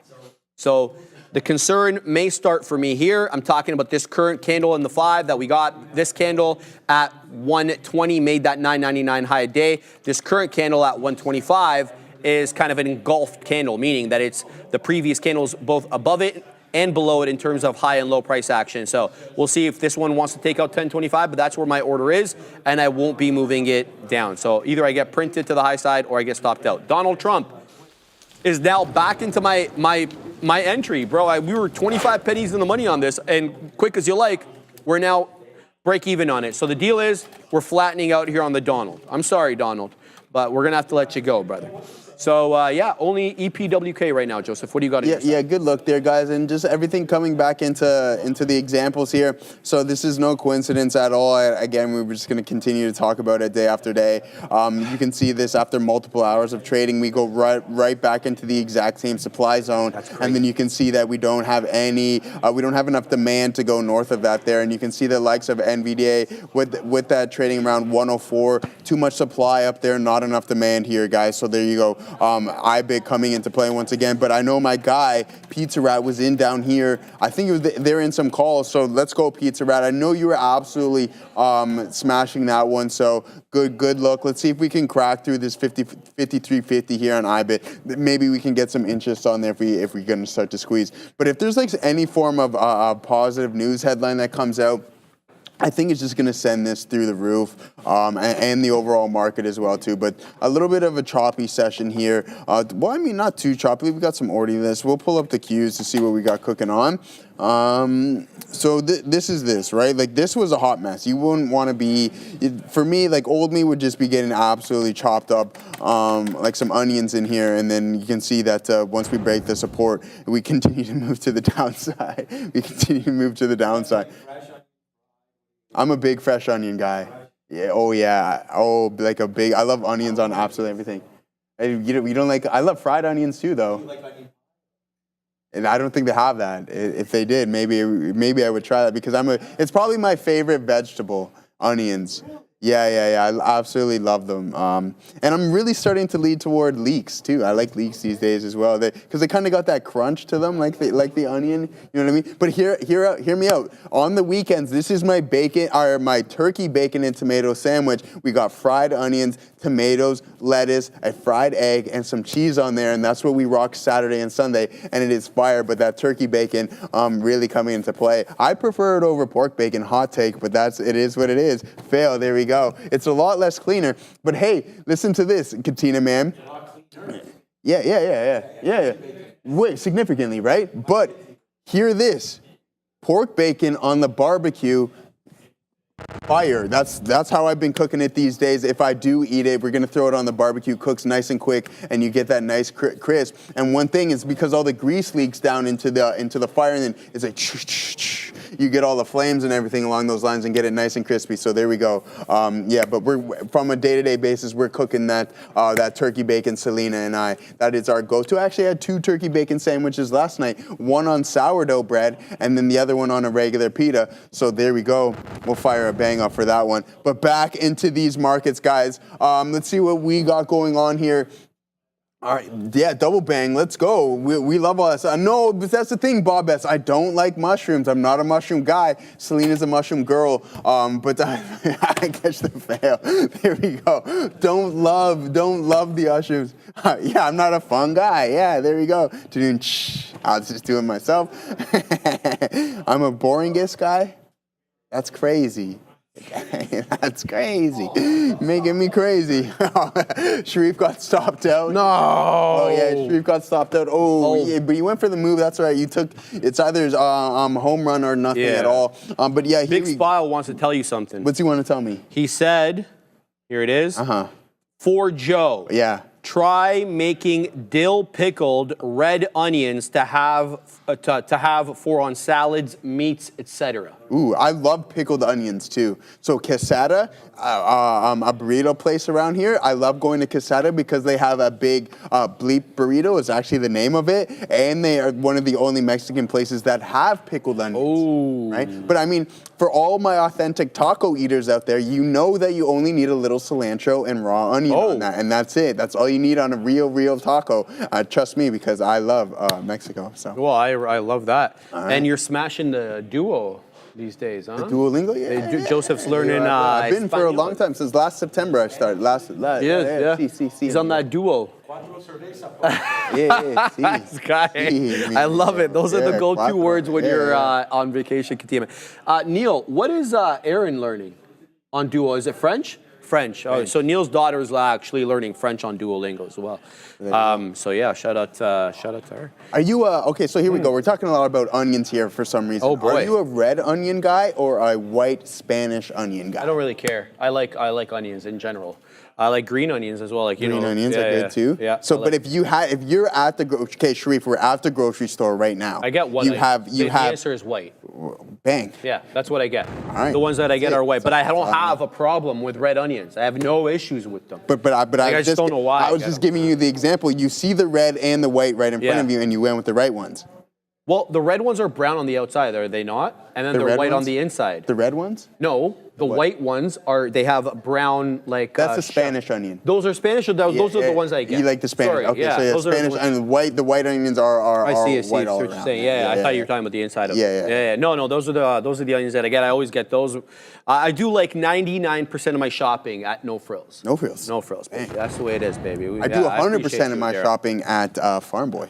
Farm Boy, yeah. Farm Boy's kind of expensive. It's good. So I went to check it out. There's a new one that opened up at Young and Egg.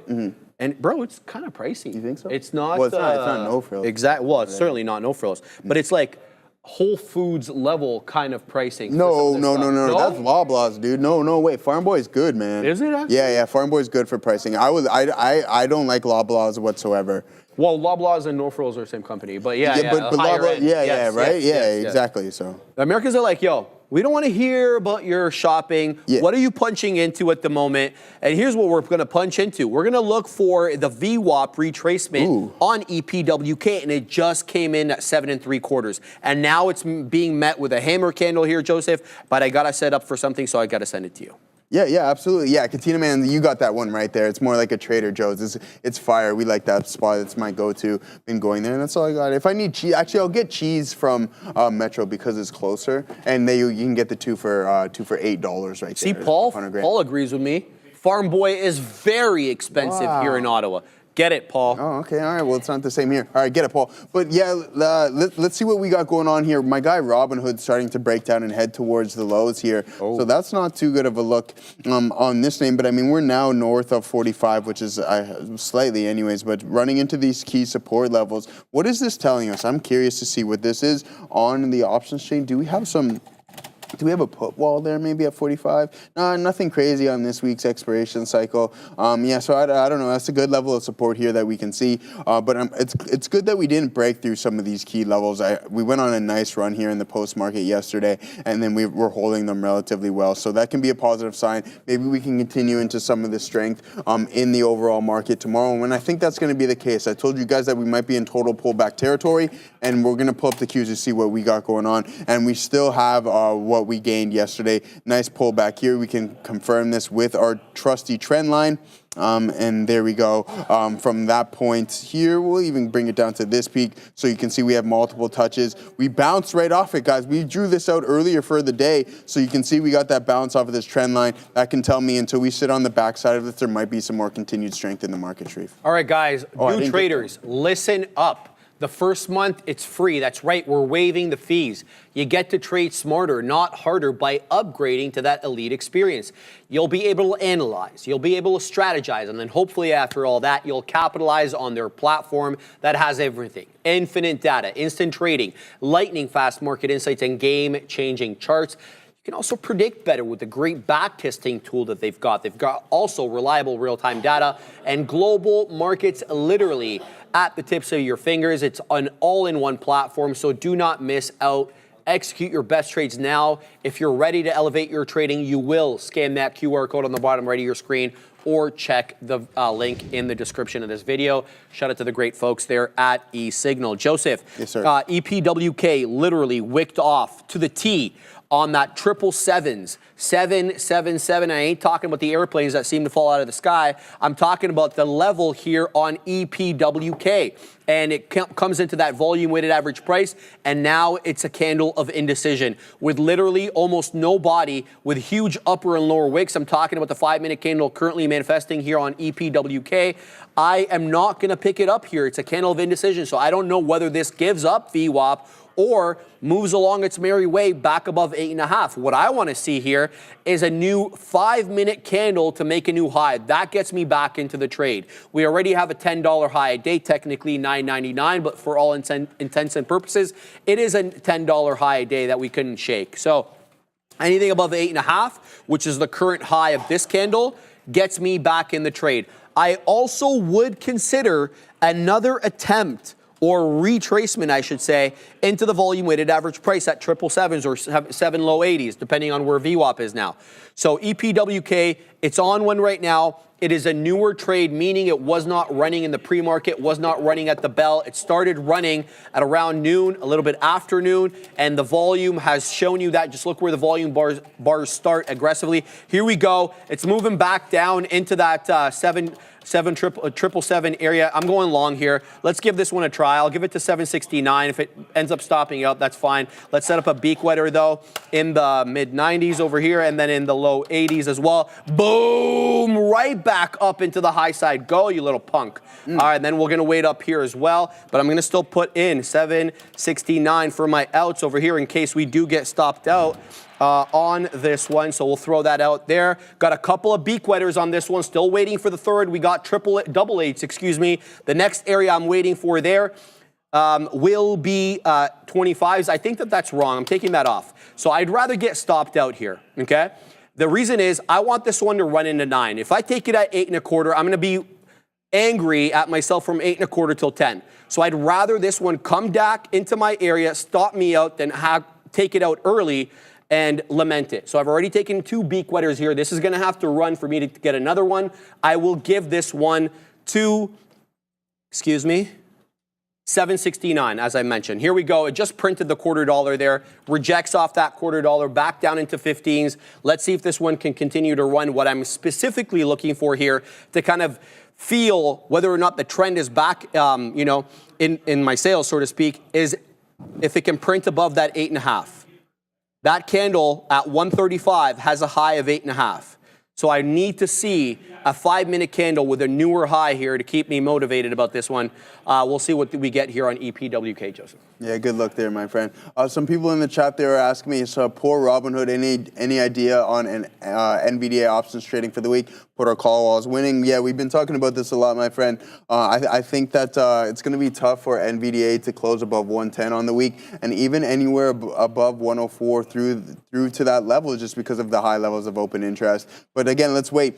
One thing I was just thinking in my head here, I'm like, okay, let's see what happens when this week's contracts expire. Can we relieve some of that overhead tension, and there might be some more room for us to climb higher and higher? But then we just have to wait for next week's cycle to come out, or it's already out, sorry, to see what the open interest is, because it does fluctuate on a day-to-day basis. All right, guys, it's not like volume. It always resets at the end of the day. So, no, sorry, the other way around. The open interest stays the same. The volume resets every day. So, yeah, there we go, guys. Let's see what we got going on.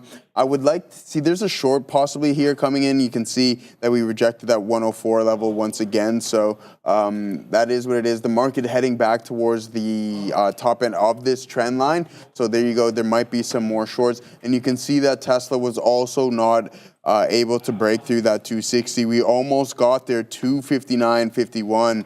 And then you can see that high level. Too much supply up in those areas, and then not enough demand to continue us to move to the top side. So going to be a little bit patient here. We're still positive 5% on the day here in NVDA Street, which is a really, really good look. And I'm hoping that the continuation into strength bleeds into tomorrow, because I believe that will be a good setup for some good names. And I referred to IBIT as well, just being a potential breath in Bitcoin on the day, because we had a $7,000 session, and then previously we had about a $4,000 or $5,000 session. So we did break out of some key zones, and we ran through some key resistance levels. So looking for that continuation, a breath in between, and then maybe we can head up to 95, 96s, and then we're going to be knocking on the door of 100. But some individuals were asking in the chat about Meta.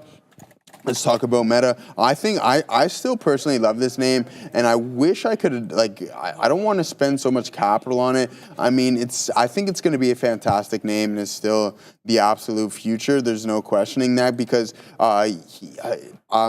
Mark wants to make Meta kind of like the WeChat, right? He wants to kind of, make WeChat out of Meta and stuff. Oh, yeah. So like a one-time payment. Yeah, right? So everybody kind of has these ideas where you can just do this all in one platform. But they also just get so much else going on, like from ad revenue, et cetera. But we're still down 30% here in Meta from that all-time high here. So if you can have the ability to start grabbing some of this name, I think that's going to be a great idea. Don't go all in at once, like I usually say. If you're looking to break it up into fifths or something along those lines, 20%, 20%, 20%, and then just continue to grab it along the ways, because I think at some point this thing is going to start skyrocketing once again. There's no questioning about that. Fair to say that you don't think that the government's actually going to force them to divest, like Is that your thesis? Yeah. Again, I just like maybe they're forced to divest, but they're saying a monopoly in the social media aspect, right? In the social media world. But think about it. You have True Social, you have Snapchat, you have X. What else do we got? YouTube Shorts, right? It's just like, okay, the competition is significantly more vast. And I don't know if it's the exact same scenario as the Google situation, but it's like, okay, what people usually only use Safari, Google, and Microsoft Edge. If anything, that's more of a monopoly because there's less competition compared to what we have from a social media standpoint, right? Just because more people are using your one platform doesn't mean, in my opinion, that you're holding monopoly. It's just better than everybody else's. And it's proven that who's making another platform that's coming out soon?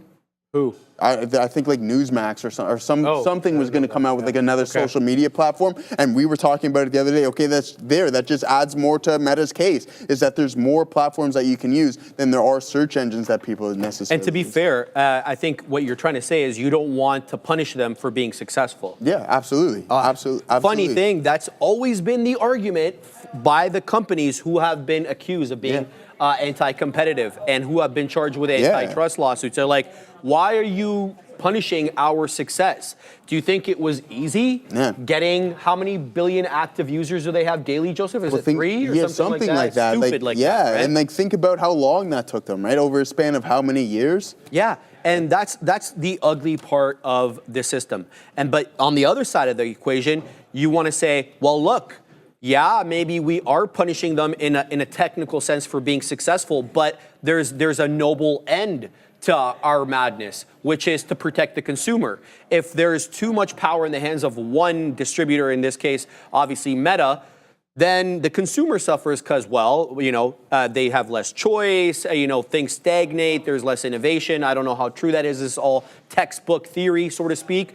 But that's the other side of the argument is, sure, they are successful, and we're gonna want to tone it back, but we're doing it so that the consumer can benefit. I don't know how true that is. Yeah. That's what the textbooks say, so to speak, and that has always been the beef that I've had, and that many people have had with these antitrust lawsuits. There's multiple things that the consumer can use, right? Like we just went through all these other social media platforms. What do you mean? People go to that platform because it's better. That's it. Yeah. It's that simple. It's more popular. Yeah. Right? Nobody's forcing them to go every day. MySpace came out before Facebook and it died. And it died. It died. So there you go. A better competitor came along the way and took it over. But, to be fair, that was a really nascent technology back in the day. Right now it's like very established and but it wasn't good enough to survive. No, it was not. It wasn't good enough to survive. But you know what's surviving right now, my friend, and that is DJT. Oh, you're not in it anymore. No, I had to take it out, man. People have been smack talking me in the chat, but like, yo, you took it out too early. Well, there we go. There we go. DJT cracking through some of these highs there, Street. Now trading around 26.79. Get it, Donald. There you go, Donald. Donald pump today for sure. Hey. There's no questioning that one there. But if you want to talk about a stock that I would not want to own, it's going to start with D and end with T, and with the middle letter being J. This is something I would definitely not want to own for the long term. That's for sure. You're not punching in like a few thousand shares, DJT? No. Come on now. All right, let's see what people are up to there. DJT climbing past highs. I see it. City Boy 305, Fat Pipe making a tender. Whoa. What did he say? Where do you see this one? Who said it? Andrew Bakes Cakes. That's a good point, Sharif. I could use other searches, but I choose to use Google. There you go. You do. I don't use Google anymore, and that's a funny thing. I don't think a lot of people use Google. Your friend Joseph loves Copilot. Yeah. Brendo, he's on that Perplexity Claude tip. Adira, are you still using Google? What's your situation? But I'm still using iTunes for download my music. Okay, so Adira is a bit of an exception. She's still using Google, but she also wants you guys to know she's using iTunes to download single songs. That's crazy. Yeah. Well, she's got a reason for that, though. She's not here to defend herself. I got to defend her. Defend her. And she would run wild, she said, if she had access to unlimited amounts of music. So in order to not run wild, Joseph, she restrains herself by not having that unlimited subscription. Yeah. All right. Well, and she said she doesn't because she doesn't have to download them. But I'm not paying 90 cents. She downloads them, but she doesn't want too much access. Time out. How many songs do you have on your phone? I have right a now? lot. like me. Yeah, absolutely. Darren. Absolutely. Are you mic'd up? Yes, I am. Okay. Where can I see how many total songs I have on my We're gonna talk iTunes? about it. You can look So the here. reason I do this is because I really love music. And If I have too much access, as Sharif just alluded to, Yeah. I will go nuts. I already spend hours making playlists, and that's out of the music I download. So imagine if I had unfettered access. It's a really bad believe idea, that. and that is why I download my songs. on iTunes. More playlists for the people, Adara. You have unlimited access. That's going to give us more tracks and more Adara type playlists. Oh, Well, I mean, I still listen to other stuff on YouTube. I'm not going to lie. I just listen to like the mixes or whatever. So did you hold on, this is a question, all right? Did you pay for music? And the album music by Playboy Oh, yes, Cardi? I did. I paid for 3 songs off of that album. Which 3 songs? One of them I cannot say the name of here. The other one is We All Need the Vibes. Okay. And the last one was Back No. Hey. Charge them a fee. Oh no, it's not that one. Oh, It's the okay, other one okay, that all the right. name That's that you my can't say. that's my favorite Anyways, track yeah, there. my other thing too is like I like it because it forces me, if I want to download a song, I have to really, really like it to justify me paying the money. I like that. And I'm out. How much is it? 99 cents a song? $129, and yeah, I know it's a lot, but honestly, I stand by Are it. they all the same price? Some of them are cheaper. There's some 69 or 99-cent songs. Oh, they're 69 songs. That's good. I buy those. I have 10.62 gigabytes in Doesn't tell you for how my many actual Spotify. It songs? doesn't tell me though. No, it just tells me the so the app size Yeah. is 181 megabytes. Yeah. But the total used by the yeah. app is 10.44. So that's the amount of gigabytes. I But I have the good quality. You got the good quality songs. Yeah, so I don't cheap out on the quality, Joseph. Okay, all right then. Yeah, so it takes more room there. I see. Eddie R. Adara, I think you might want to block Eddie R. He says that you're paying for Taylor Swift songs. Ooh. Yeah, Adara's not going to Eddie. like that, Eddie. Eduardo, don't upset Adara, bro. She doesn't like Taylor Swift. All right, so shout out to Eduardo, man. He's making me chuckle. I'm kidding, Eddie. We're not going to block you. We love you around here. We're not going to block you. All right. Adara likes Melissa Etheridge 100%, says Epic Strategy. I don't know who that is, and I don't know if Adara likes her. But I'm sure she'll chime in the chat. What else we got? YouTube Premium is nice, says Dallas. Yeah, it's not too bad. Yeah, YouTube Premium is good. Yeah, yeah. So my friend put me on his YouTube Premium thing. Yeah. And I didn't know that I actually got music with this bad boy, Joseph. You didn't know you could download the music? Brendo told me after that you can cache it or whatever it's called? I didn't know, Yeah, but yeah. then I don't want any of my playlists to go away, right? Uh-huh. So unless there's a way to import them over. Do you remember iTube? iTube. Yeah, there was like I'm talking like 2000 and No, I don't remember that like one. 14 or 15, What do we got there? 16. iTube was like so you could download any song for free, and you would get the music video with it, and you can cache everything. So you just get like all the best because iTunes, honestly, the best tracks are on YouTube, and you can't find some of them on iTunes. So yeah, that's what I used way back a decade ago. I've never encountered a situation on Spotify where I couldn't find a song. Find a song? Yeah. That happened early on. Like there would be exclusive for Apple Music, and that doesn't happen anymore though. That's like fair, that's fair. kind of done with now. SPF, never let a 69 go to waste. Ooh. Shout out to my man SPF. I like it. And how many Eddie R's there in the chat, bro? There's one Eddie R. Oh, that's the same one. Okay, my bad. All right. Shout out to you guys there. Yeah, everybody's saying YouTube Premium is actually good. Yeah. Yes, everybody's talking about YouTube Premium here. I do get that. LimeWire family just destroying the family computer. Absolutely. Just destroy that computer for free music, baby. Yeah, LimeWire. I do remember LimeWire. Yeah, I never downloaded anything off LimeWire. Yeah, never. No. Of course not, Joseph. I wouldn't do that. Nobody does that. No, of course. Guys, let's have a look at the overall market. It looks like we weaseled up here on the NQ June contract, and we got right into 18,950, that 50-point area, which just also happened to be the volume-weighted average price, and that is as good as we could do on the recovery. So down we go, below 19,000, below 18,900. We're at 18,900 as we speak. We are putting in higher lows, but we're still being kept down below the volume-weighted average price, and you're seeing that on a lot of these Mag 7 names. And in my humble submission, one way to gauge strength on the Mag 7 names is to always compare them to the chart on the Mag 7. Let me make my point. So we got this big down move here on the future, right? We recovered and we got to VWAP. Let's look at the charts of some other Mag 7 names. Same look on Meta. We had that big high, we dropped down. However, we couldn't even come close to VWAP. Not the case with Softy. It was able to come into VWAP. So I would say to you, on the day, Softy, Google look a little bit stronger than Meta, even though Meta is higher percentage-wise on the day. You're seeing that same look with Amazon.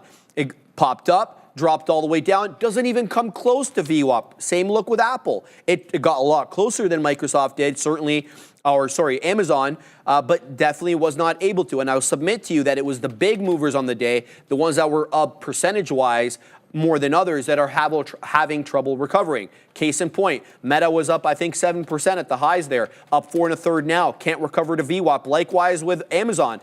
Amazon was up big, I think it was like 8 some odd percent. Now it's up 5 1/4, can't recover to VWAP. So I feel it was the ones that started off the day a little bit stronger that are having trouble recovering into the volume weighted average price, and therefore not really shadowing all that much the futures. Back to guys, EPWK. Still keeping an eye on this one because it's having trouble with the $0.50.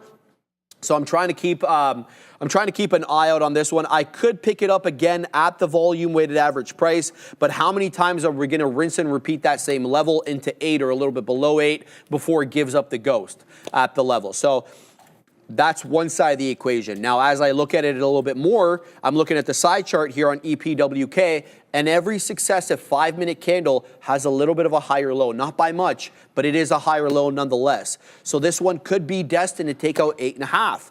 Your job here, if you're going to trade this, and your thesis is like mine, that it does take it 8.5, is to get the best price possible. And the best price, I would say, would be near that 8 high 7s. So that's what I'm going to do right now. I think with 5 minutes left on the show, I don't mind giving this the old community college try.